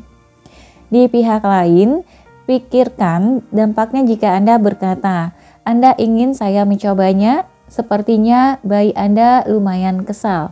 Ups, bagi seorang ibu baru, implikasi yang mendasari interaksi ini terlihat sejernih kristal.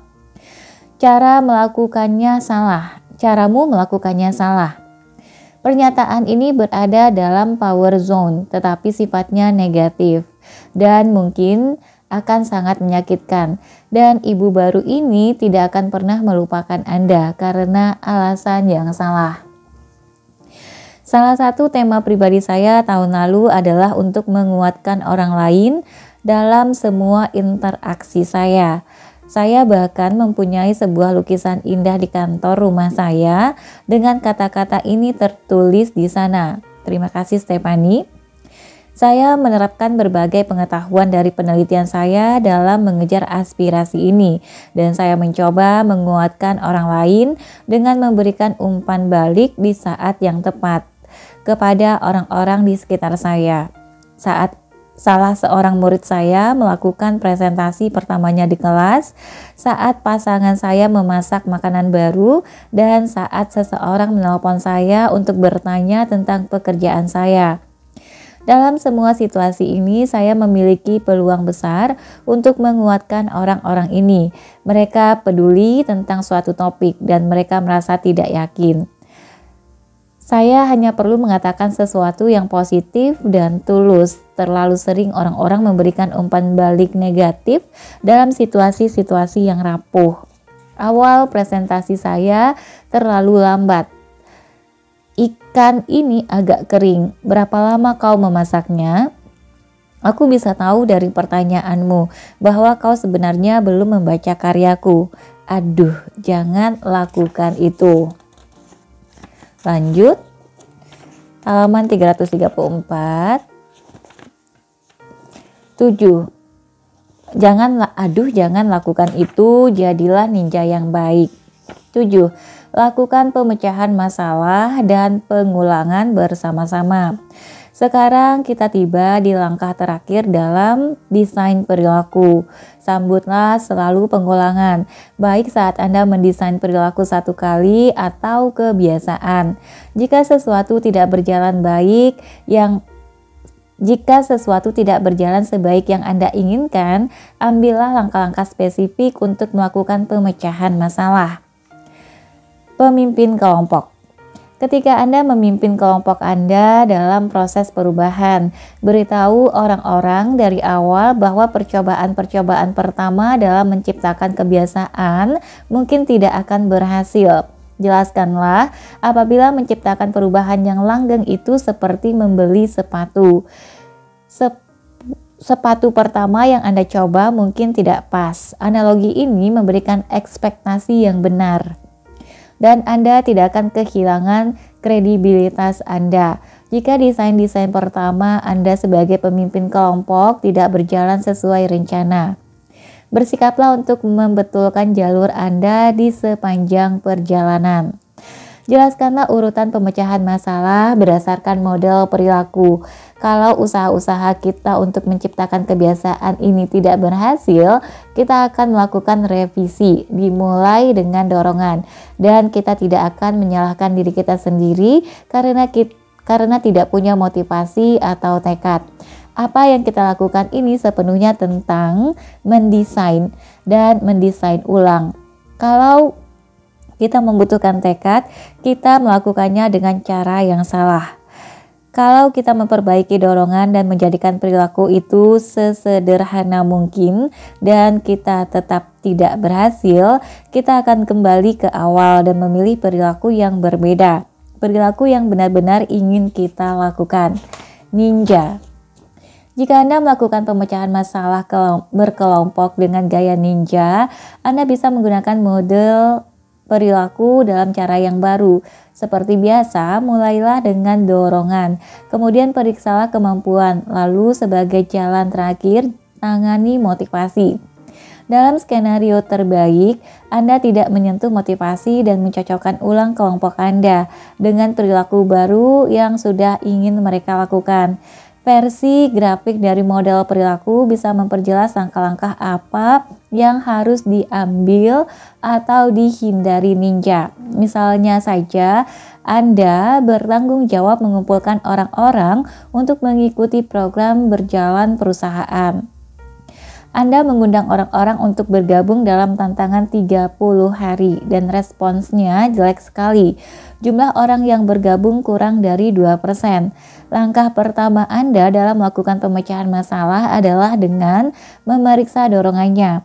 Apakah orang-orang yang menerima surel Anda yang berisi undangan itu? Apakah orang-orang menerima surel Anda yang berisi undangan itu? Mungkin surel itu masuk ke folder spam. Mungkin kotak surat mereka penuh. Temukan cara lain untuk mendorong perilaku mendaftar undangan secara personal melalui telepon atau surat tertulis. Jika Anda yakin kelompok Anda sudah mendapatkan dorongan, Anda secara pribadi mengirimkan surat tertulis itu. Dan jika hasil Anda tetap jelek, lanjutkanlah ke langkah berikutnya dalam melakukan pemecahan masalah. Dalam kasus-kasus semacam ini, seringkali saya memetakan situasinya menggunakan segmen yang berbeda pada model perilaku. Lanjut, nanti di halaman 336 ada gambar lagi. Nanti seperti diagram lagi, nanti bisa dicek langsung di bukunya. Lanjut ke penjelasannya. Di sudut kanan atas, bayangkanlah semua orang yang merespons dorongan Anda dan bergabung dalam tantangan berjalan itu. Saya menyebut segmen itu lumba-lumba. Mereka termotivasi sekaligus memiliki kemampuan. Mereka melakukan perilaku tersebut, mendaftar untuk mengikuti tantangan ketika didorong. Di sudut kiri atas adalah orang-orang yang tidak mendaftar saat didorong. Mereka termotivasi, tapi entah karena alasan apa, tantangan berjalan itu sepertinya terlalu sulit untuk dilakukan. Saya menyebut segmen ini kura-kura. Di sudut kanan dan kiri bawah adalah orang yang tidak termotivasi untuk bergabung dalam tantangan tersebut. Kepiting dan kerang. Kepiting memiliki kemampuan, tapi mereka tidak ingin melakukannya. Kerang tidak memiliki kemampuan dan motivasi. Sementara Anda berjuang mengajak lebih banyak orang untuk terlibat selain para lumba-lumba. Pertama-tama berfokuslah pada kura-kura dan gunakanlah rantai kemampuan untuk mencari cara agar perilaku itu lebih mudah dilakukan bagi mereka. Lupakanlah kepiting dan kerang untuk saat ini.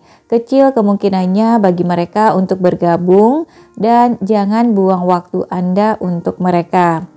Ketika saya mengajarkan segmentasi ini di pelatihan saya mendapati ini adalah salah satu pengetahuan yang paling memberikan pencerahan dan paling disruptif bagi orang-orang yang mempelajari desain perilaku. Para inovator seringkali mencoba mengurus keempat segmen itu secara bersamaan, atau mereka berpikir mereka harus berfokus pada segmen yang paling sulit, kerang. Kedua pendekatan ini salah. Dalam desain perilaku, Anda membantu orang-orang melakukan apa yang sudah ingin mereka lakukan. Kepiting dan kerang tidak ingin mengikuti tantangan berjalan. Lumba-lumba dan kura-kura ingin. Jadi, Anda membantu lumba-lumba dan kura-kura terlebih dahulu. Jika Anda melakukan itu, temukan aktivitas yang berbeda untuk kepiting dan kerang yang akan mereka nikmati. Bermain tenis meja, mengikuti klub masak, atau mengendarai sepeda mereka. Atau kesampingkan mereka dan bersenang-senanglah berjalan bersama para lumba-lumba dan kura-kura.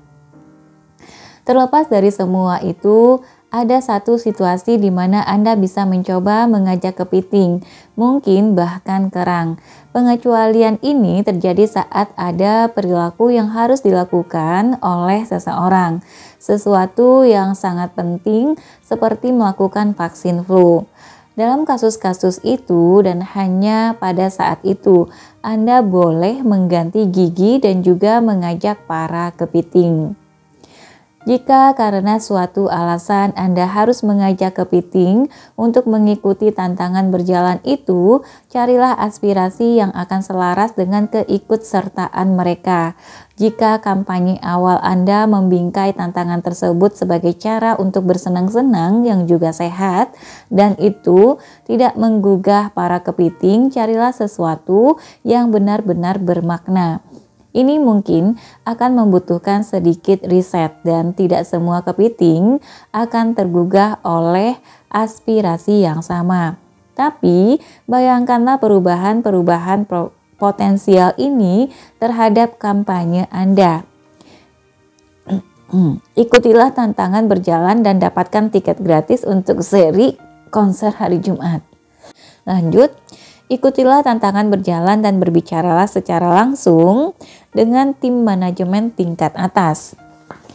Ikutilah tantangan berjalan dan dapatkan sepatu jalan gratis. Dalam contoh-contoh ini, Anda tidak kembali kepada sekawanan perilaku dan mencocokkan orang-orang dengan perilaku yang lain. Anda melakukan sesuatu yang saya sebut solusi Queen Bee. Anda mempertahankan perilaku tersebut karena Anda harus melakukannya dan membingkai dengan aspirasi lain. Anda akan melihat contoh nyata dari hal ini dalam cerita berikutnya. Penggunaan model perilaku saya untuk segmentasi ini bisa memberi Anda dan tim Anda kejelasan yang tak disangka-sangka ketika Anda membagikan cara berpikir ini kepada sesama anggota tim Anda. Anda mulai meningkatkan rekan-rekan Anda ke status ninja. Dengan demikian, mereka bisa menerapkan energi mereka dalam area-area tempat mereka akan mendapatkan hasil dan tidak membuang-buang waktu untuk mengejar para kepiting dan kerang. Kadang-kadang proses berubah bersama bisa berjalan dengan cara yang lurus, di mana Anda dan tim Anda melewati semua langkah yang saya jelaskan itu. Namun, keindahan desain perilaku dan metode Tiny Habits terletak pada kefleksibelannya. Sekarang, setelah Anda melihat gambaran kasar dari proses berubah bersama, maka kita lihat bagaimana penerapannya dalam kehidupan nyata. Mari kita sebut dua kisah nyata ini, kisah dua transformasi. Cerita pertama mendatangkan kembali bintang perubahan perilaku yang pernah bersama dengan kita sebelumnya. Cerita kedua tentang menggunakan metode Tiny Habits untuk meningkatkan ketahanan di tempat kerja yang penuh dengan stres yang tak mungkin dihindari. Sebuah rumah sakit. Perubahan keluarga. Sukses dengan ketidakmampuan belajar. Perjelas aspirasi dan hasil. Anak perempuan Amy didiagnosis dengan ADHD saat bersekolah di TK. Seorang neuropsikolog berkata pada Rachel bahwa Rachel adalah anak paling pintar yang pernah dijumpainya, tapi juga yang dipikirannya paling carut-marut. Amy tahu anak perempuannya itu seorang pemikir yang mendalam. Dia kesulitan mengikuti arahan karena seringkali tenggelam dalam pikirannya. Keputusan diambil dengan susah payah, tapi hampir semua guru Rachel setuju bahwa dia bisa sukses jika dia menemukan cara untuk menguasai semua pikiran itu dan memproses mereka dengan lebih cepat, tanpa kehilangan fokus pada pentingnya menyelesaikan suatu lembar kerja atau menjawab sebuah pertanyaan langsung. Saat kelas 4, Rachel berada di kelas pendidikan khusus dan Amy berjuang membantu anaknya menyelesaikan PR setiap hari. Sementara yang ingin Rachel lakukan hanyalah bermain video game atau bermain di luar. Setelah menggunakan Tiny Habits dan desain perilaku untuk mengembangkan bisnisnya dan melewati hubungan yang sulit dengan mantan suaminya, Amy tidak melihat alasan mengapa dia tidak bisa menggunakan apa yang sudah dipelajarinya itu untuk membantu Rachel. Hal pertama yang dilakukan adalah mencari tahu aspirasi Rachel yang lebih besar, yang membutuhkan waktu dan pertanyaan kreatif dari Amy. Ternyata memperoleh nilai yang bagus, menerima persetujuan dari guru, dan mempelajari tabel perkalian bagi Rachel tidak sepenting melakukan apa yang diinginkannya pada saat itu. Amy terus berusaha menemukan alasan unik milik Rachel sendiri di balik perilaku yang ingin dilakukannya dan yang dia hindari mengerjakan PR. Mengetahui bahwa menemukan aspirasi yang tepat adalah kuncinya, Amy menggunakan metode Queen Bee. Dia mencoba menyelaraskan tugas mengerjakan PR, suatu keharusan, dengan aspirasi yang sudah Rachel miliki. Amy berkata kepada saya bahwa momen aha yang sesungguhnya adalah saat dia bertanya kepada Rachel, "Aku tahu mengerjakan PR ini menyulitkan, tapi menurutmu apa yang akan terjadi kalau kau tidak belajar mengatasinya?" "Ya, kurasa aku akan punya lebih banyak waktu bebas," Rachel berkata. "Benar, tapi bagaimana perasaanmu kalau di akhir kelas 4 semua anak lainnya naik ke kelas 5 sementara kau tidak?" Mata Rachel melebar. "Apa? Dan bagaimana kalau kau masih di kelas 4, sementara mereka semua sudah naik ke kelas 6? Roda-roda dalam pikiran anak perempuannya mulai berputar. Ini adalah konsep yang baru. Aku tidak akan menyukainya. Oke, jadi seperti yang kau inginkan adalah menyelesaikan kelas 4 dan terus bersama dengan teman-teman sekelasmu. Itu bagus. Sekarang kita tahu apa yang kau inginkan dan kemana kau ingin pergi. Jadi kita bisa menemukan cara-cara yang bagus untuk mewujudkannya. Ternyata percakapan ini tidak hanya penting bagi Amy, tetapi juga bagi anak perempuannya. Yang Amy ketahui adalah Rachel sebenarnya tidak berminat menguasai PR-nya. Itu adalah keinginan Amy. Yang sebenarnya Rachel pedulikan adalah tidak ketinggalan dari teman-temannya di sekolah. Jadi, Amy meletakkan aspirasi itu dalam awan sekawan, perilaku yang baru.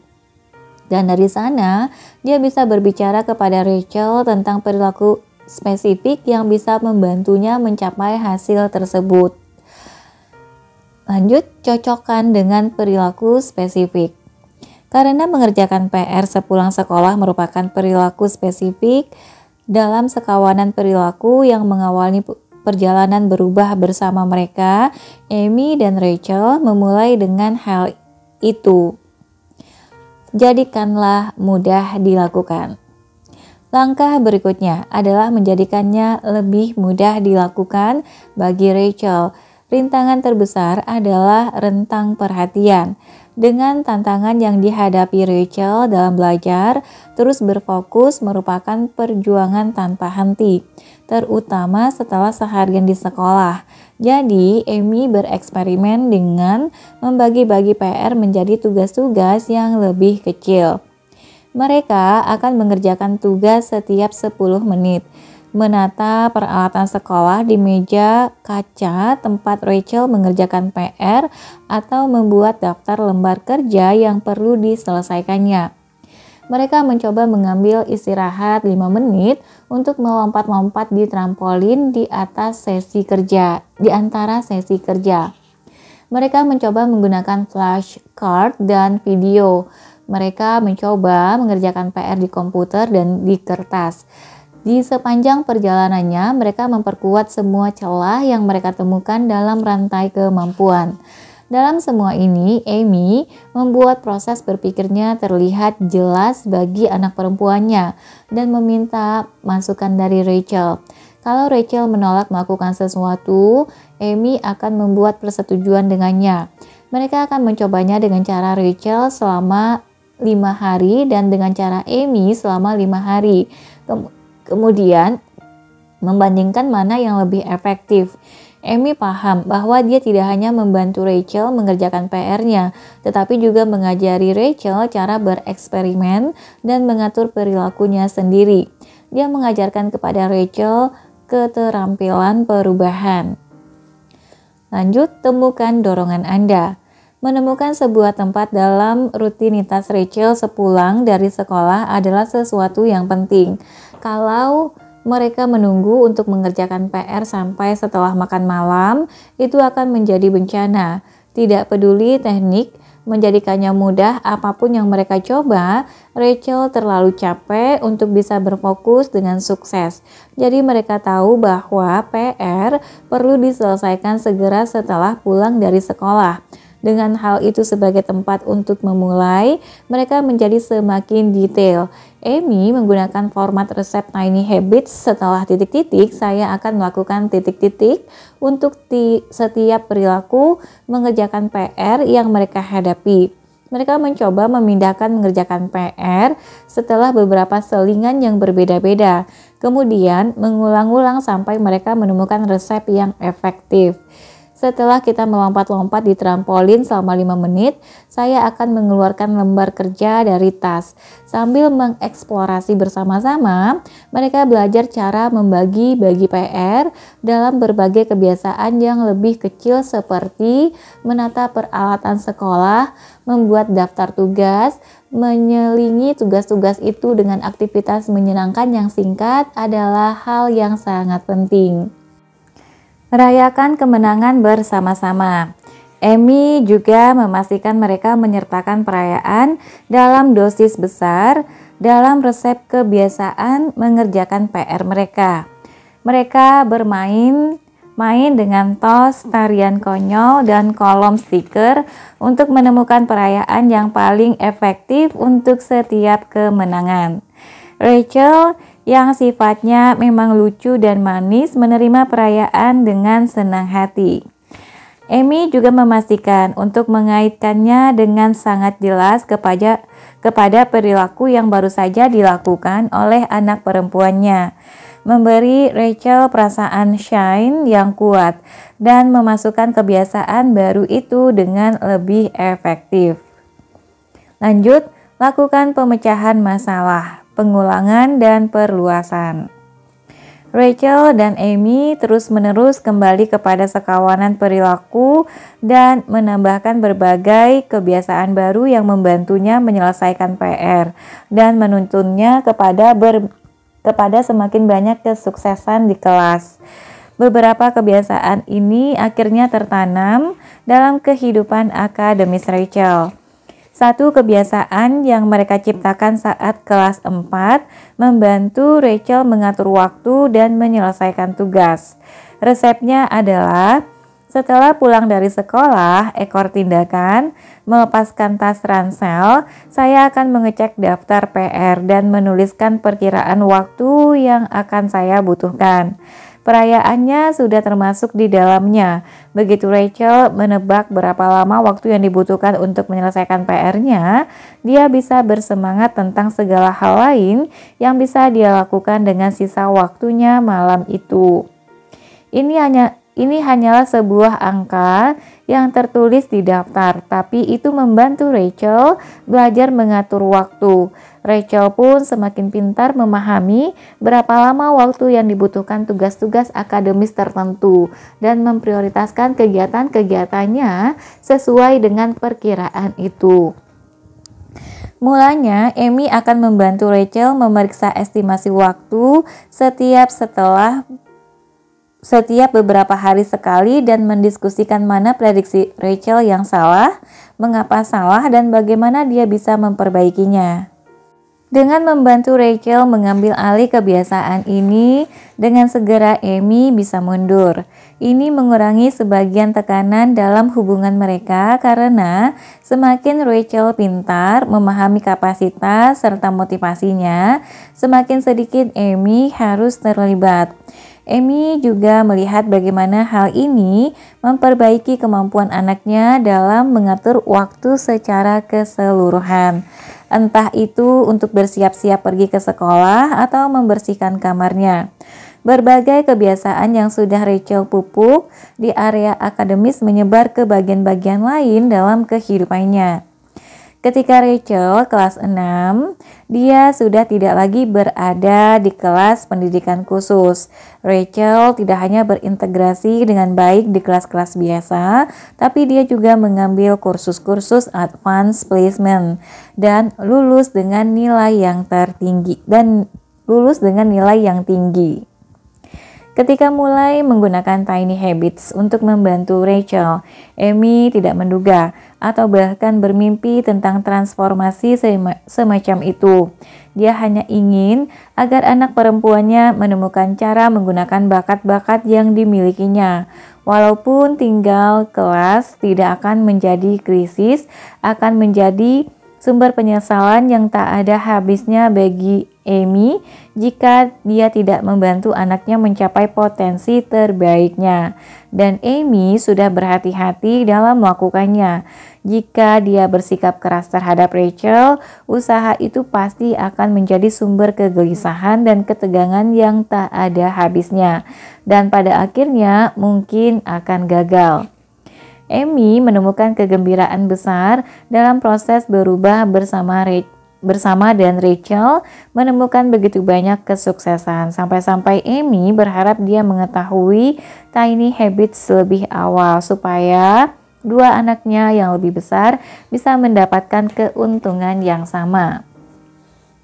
Lanjut, tantangan di tempat kerja. Mengurangi stres di rumah sakit. Beberapa tahun lalu, saya dipekerjakan oleh sebuah rumah sakit penelitian besar untuk menangani permasalahan burnout, stres berat yang terjadi pada perawat. Saya mengundang Linda yang sudah menjadi pelatih Tiny Habits untuk membantu saya. Ringkasan proyek dari para pemimpin rumah sakit menyampaikan bahwa aspirasinya adalah membantu para perawat membentuk berbagai kebiasaan baru yang membuat mereka lebih tangguh. Ketangguhan adalah bingkai positif untuk upaya ini, tapi semua orang paham ini sebenarnya tentang burnout yang dialami oleh para pegawai. Suatu permasalahan besar yang meluas di antara para perawat, dokter, dan staf medis lainnya. Saya mengerti, bekerja di rumah sakit memiliki tingkat stres yang tinggi. Para perawat merawat orang-orang yang sakit. Dengan perawatan yang sangat bagus sekalipun, ada beberapa pasien yang meninggal, dan para dokter, para pasien, serta anggota keluarga bisa mengajukan tuntutan yang tidak masuk akal. Bagaimanapun, ketika saya mempelajari lebih jauh tentang para perawat dan realitas pekerjaan mereka, saya terperangah melihat betapa tingginya tingkat stres pada setiap shift dan efek apa yang ditimbulkan oleh stres ini terhadap setiap perawat dan bagaimana hal itu terus berlanjut sehingga memengaruhi waktu mereka di luar pekerjaan. Karena Linda dan saya mengajar kursus-kursus tersebut via konferensi video secara langsung, saya bisa melihat masing-masing perawat di layar saya. Beberapa mengenakan piyama di rumah, dengan mata merah mereka duduk melorot di sofa sambil makan makanan dari restoran. Mereka sama sekali tidak kelihatan seperti perawat. Mereka kelihatan seperti mahasiswa setelah berpesta semalam suntuk. Yang lain duduk di meja selama pelajaran, menata kamera komputer dengan wajah letih. Linda dan saya benar-benar ingin membantu mereka. Dan Linda adalah rekan guru yang ideal karena dia mahir menggunakan Tiny Habits untuk mengurangi stres.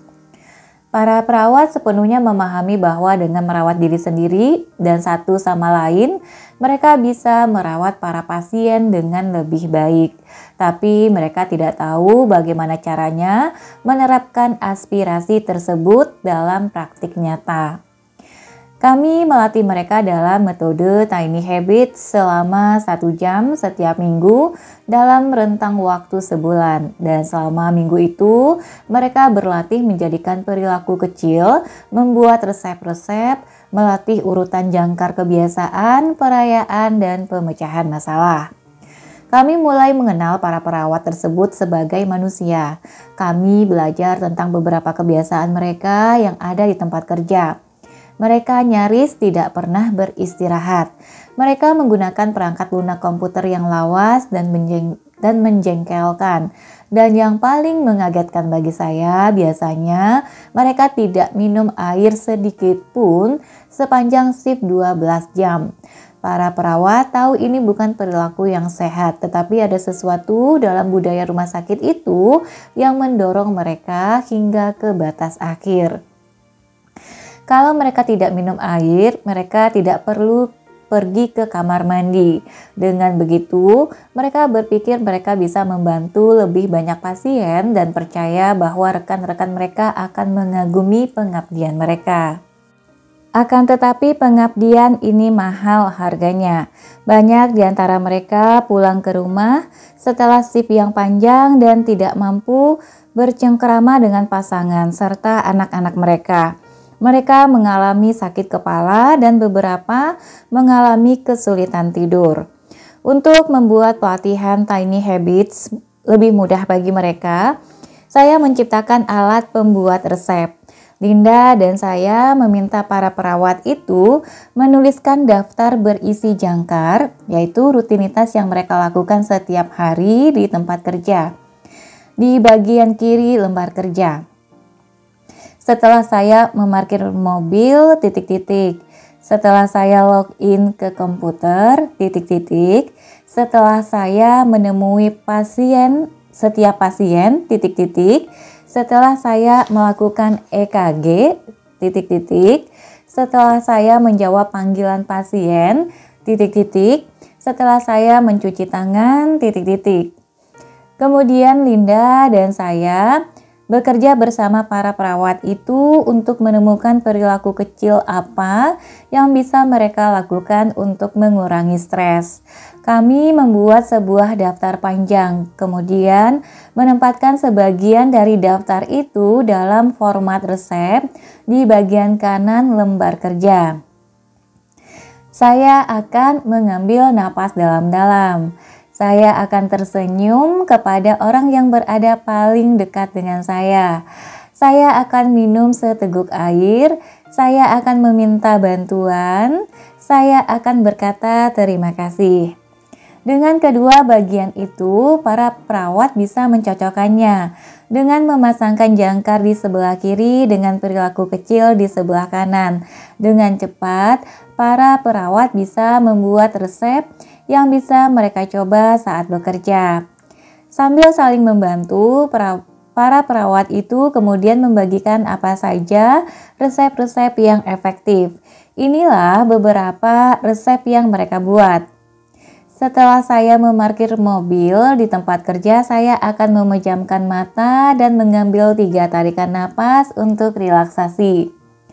Setelah saya melakukan absen, saya akan berpikir, hari ini saya membantu orang-orang yang benar-benar membutuhkan saya. Setelah saya menemui setiap pasien, saya akan melakukan kontak mata dan memberi mereka senyuman. Di halaman berikutnya, halaman 347, nanti ada kartu resep saya, metode Tiny Habits.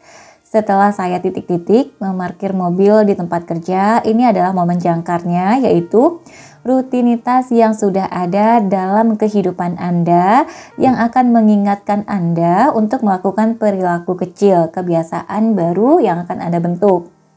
Lalu saya akan Ini adalah perilaku kecil, yaitu memejamkan mata dan mengambil 3 tarikan napas untuk relaksasi. Ini adalah perilaku kecil, yaitu kebiasaan baru yang Anda inginkan, tapi Anda menguranginya menjadi sangat kecil dan sangat mudah.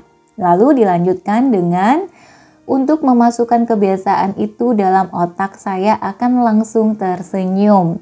Tersenyum ini adalah perayaan, sesuatu yang Anda lakukan untuk menciptakan perasaan positif di dalam diri Anda sendiri. Perasaan ini disebut shine. Lalu setelah saya menyalakan komputer, saya akan minum seteguk air. Setelah tim kami berkumpul, saya akan berterima kasih kepada orang pertama dari shift malam yang saya ajak bicara. Sementara kami mengajari para perawat untuk mengimplementasikan metode Tiny Habits dalam pekerjaan mereka yang sibuk dan membuat stres itu, kami bisa melihat bahwa para perawat itu berubah bersama meski mereka kelelahan dan kekurangan waktu. Akan tetapi bukan hanya itu, para perawat itu menyambut baik teknik perayaan. Kami mengambil 1 kelas penuh untuk membantu mereka memahami cara merayakan kesuksesan kecil mereka dan mengapa mereka harus melakukannya. Hal ini terbayarkan dalam cara-cara yang mengejutkan. Para perawat itu mulai merayakan kesuksesan mereka sendiri seperti yang kami harapkan. Mereka juga mulai merayakan satu sama lain. Tepuk tangan singkat untuk sesama perawat yang minum air. Setelah seorang rekan duduk di ruang istirahat. Seruan bagus sekali setelah seseorang mengambil napas dalam-dalam untuk relaksasi. Kami terus melatih kelompok-kelompok orang yang berbeda di rumah sakit itu. Ini termasuk staf ruang gawat darurat dan petugas administrasi rumah sakit. Kami juga mengadakan studi penelitian formal untuk mengukur efek Tiny Habits terhadap para perawat. Sebelum para perawat itu memulai pelatihan kami, mereka mengisi kuesioner tanpa nama tentang stres dan ketangguhan. 3 bulan setelah pelatihan kami selesai, para perawat itu menjawab pertanyaan yang sama sekali lagi. Dan data menunjukkan peningkatan signifikan secara statistik dalam area-area ini. Saya mempraktikkan berbagai kebiasaan pengurang stres setiap hari. Saya mengendalikan stres saya dengan baik saat bekerja. Saya mempraktikkan teknik membangun ketangguhan sepanjang hari. Saya mempraktikkan berbagai kebiasaan sehat setiap hari saat sedang bekerja. Saya mengakui saat sesuatu berjalan dengan baik di tempat kerja. Saya bisa mendesain berbagai kebiasaan positif di rumah. Linda dan saya merasa senang karena metode Tiny Habits bisa membantu mengatasi permasalahan yang begitu menantang di tempat kerja. Tapi kami merasa lebih senang karena upaya-upaya tersebut berhasil membantu para petugas kesehatan ini menjadi lebih tidak stres, lebih sehat, dan lebih mampu melayani mereka yang membutuhkan. Dan saya mendapatkan kejutan besar yang tidak berasal dari data penelitian, melainkan dari kesan secara keseluruhan. Kalau seseorang sedang stres, kalau mereka terdesak oleh waktu, kalau mereka merasa kewalahan, mereka tidak bisa membuat perubahan besar. Dan kemungkinan besar mereka bahkan tidak akan mencoba. Saya melihat bahwa Tiny Habits merupakan satu-satunya jalan realistis yang akan efektif bagi orang-orang dalam situasi tersebut. Dan itu mungkin merupakan satu-satunya pilihan realistis bagi Anda dan orang-orang di sekeliling Anda. Lanjut, gambaran yang lebih besar. Ketika Anda melihat dunia melalui kacamata desain perilaku, memandang perilaku sebagai teka-teki yang harus dipecahkan. Dunia yang penuh kemungkinan terbuka luas melebihi rumah atau kantor Anda. Kita hidup di dunia yang tak kekurangan masalah, baik besar maupun kecil. Saya yakin dengan prinsip-prinsip desain perilaku, metode Tiny Habits, dan keterampilan perubahan yang dipraktikkan dan siap digunakan, Anda memiliki segala yang Anda butuhkan untuk mulai memecahkan segala tantangan yang Anda hadapi. Saya melihat para murid dan profesional yang saya latih menggunakan desain perilaku untuk mengatasi masalah-masalah yang kelihatan tidak mungkin dipecahkan. Entah apakah berubah bersama itu berarti memperdalam hubungan Anda, membantu anak Anda mencapai potensi yang sebenarnya, atau memperbaiki kondisi di tempat kerja bagi orang-orang dengan pekerjaan yang tingkat stresnya tinggi. Saya harap Anda melihat bahwa dengan pendekatan yang tepat, hampir semua perubahan itu memungkinkan. Desain perilaku bukanlah perjalanan seorang diri. Dengan setiap kebiasaan yang kita desain, setiap kesuksesan kecil yang kita rayakan, dan setiap perubahan yang kita buat, kita menyentuh hal-hal yang bahkan berada di luar kehidupan pribadi kita sendiri. Kita membentuk keluarga kita, komunitas kita, dan masyarakat melalui tindakan kita, dan mereka membentuk kita. Perilaku yang kita pelihara itu penting. Desain perilaku bukan sekadar tentang menurunkan berat badan sebanyak 5 kg atau meletakkan ponsel saat makan malam. Ini tentang menjadi orang yang Anda idam-idamkan dan menciptakan keluarga, tim, komunitas, serta dunia yang ingin kita tinggali. Lanjut, latihan kecil untuk meningkatkan keterampilan perubahan dalam kelompok. Latihan 1, bagikanlah dasar-dasar desain perilaku. Langkah 1, mintalah tim kerja atau keluarga Anda untuk bergabung dengan Anda selama 30 menit untuk mempelajari sesuatu yang baru yang ditemukan oleh seorang ilmuwan Stanford. Langkah 2, bagikanlah lembar kerja sekawanan perilaku atau mintalah mereka menggambarnya. Langkah 3, mintalah orang-orang menuliskan aspirasi di dalam gambar awan. Langkah 4, mintalah mereka mencetuskan setidaknya 10 perilaku yang akan mengantar mereka kepada aspirasi mereka. Beri mereka waktu sekitar 5 menit, tapi Anda mungkin perlu membantu mereka. Langkah 5, mintalah orang-orang menggambarkan tanda bintang di samping 5 perilaku yang paling efektif dalam membantu mereka meraih aspirasi mereka. Aspirasi ini adalah keinginan mereka yang paling kuat ya. Lanjut, 6. Langkah 6. Mintalah orang-orang untuk melingkari perilaku yang menurut mereka sanggup mereka lakukan. Perilaku dengan bintang dan lingkaran adalah perilaku emas mereka. Jelaskanlah apa artinya. Langkah 7. Mintalah kelompok Anda menyebutkan perilaku emas mereka dan diskusikanlah bagaimana mereka bisa mengubahnya menjadi kenyataan. Jika Anda meneruskan untuk mendesain berbagai kebiasaan baru, bantulah tim Anda menggunakan metode Tiny Habits. Lanjut, latihan 2. Pecahkan suatu masalah bersama-sama menggunakan desain perilaku. Langkah 1, mintalah tim kerja atau keluarga Anda untuk bergabung dengan Anda selama 30 menit untuk mempelajari sesuatu yang baru yang ditemukan oleh seorang ilmuwan Stanford. Langkah 2, mintalah mereka untuk menemukan suatu aspirasi yang dimiliki oleh semua anggota kelompok. Tim kerja Anda mungkin menginginkan rapat yang lebih berkualitas. Keluarga Anda mungkin menginginkan lebih banyak waktu berkualitas di malam hari. Langkah 3, pilihlah satu aspirasi dari langkah 2 dan pastikan semua orang memahami maknanya dengan jelas. Langkah 4, mintalah semua orang mengikuti proses mencari perilaku emas bagi aspirasi kelompok itu. Lihatlah langkah 2-6 dari latihan sebelumnya. Langkah 5, mintalah orang-orang untuk menyebutkan 1 atau 2 perilaku emas kepada kelompok. Tuliskanlah perilaku itu agar bisa dilihat oleh semua orang. Langkah 6, periksalah daftar yang Anda tulis.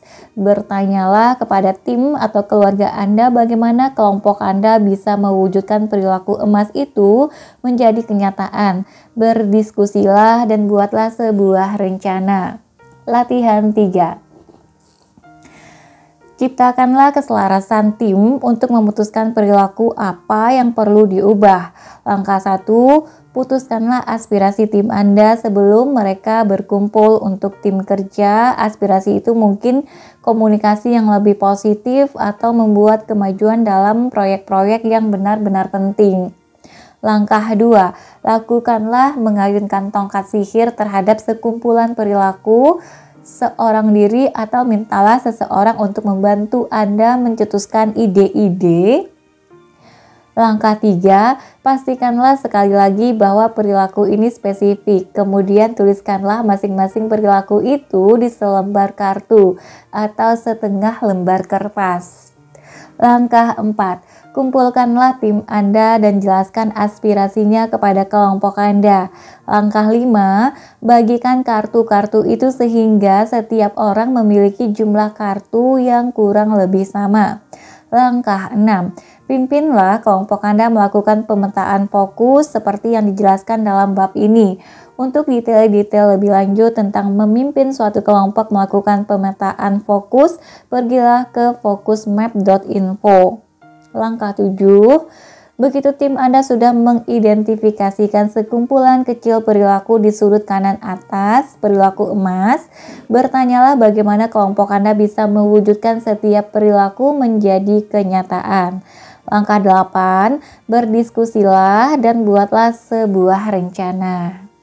Oke teman-teman, saat ini kita sudah sampai di bagian akhir dari buku Tiny Habits ini. Sebenarnya buku ini sudah selesai, tapi di bagian akhirnya ini ada kesimpulan dan ucapan terima kasih.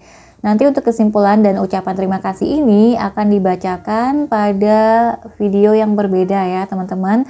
Dan bagian akhir buku ini berisi lampiran, yaitu lampirannya itu ada model-model perilakunya, contoh-contohnya.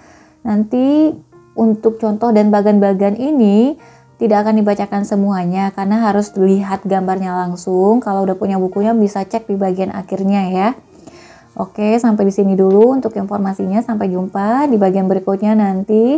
Terima kasih sudah mendengarkan. Like, komen, dan subscribe.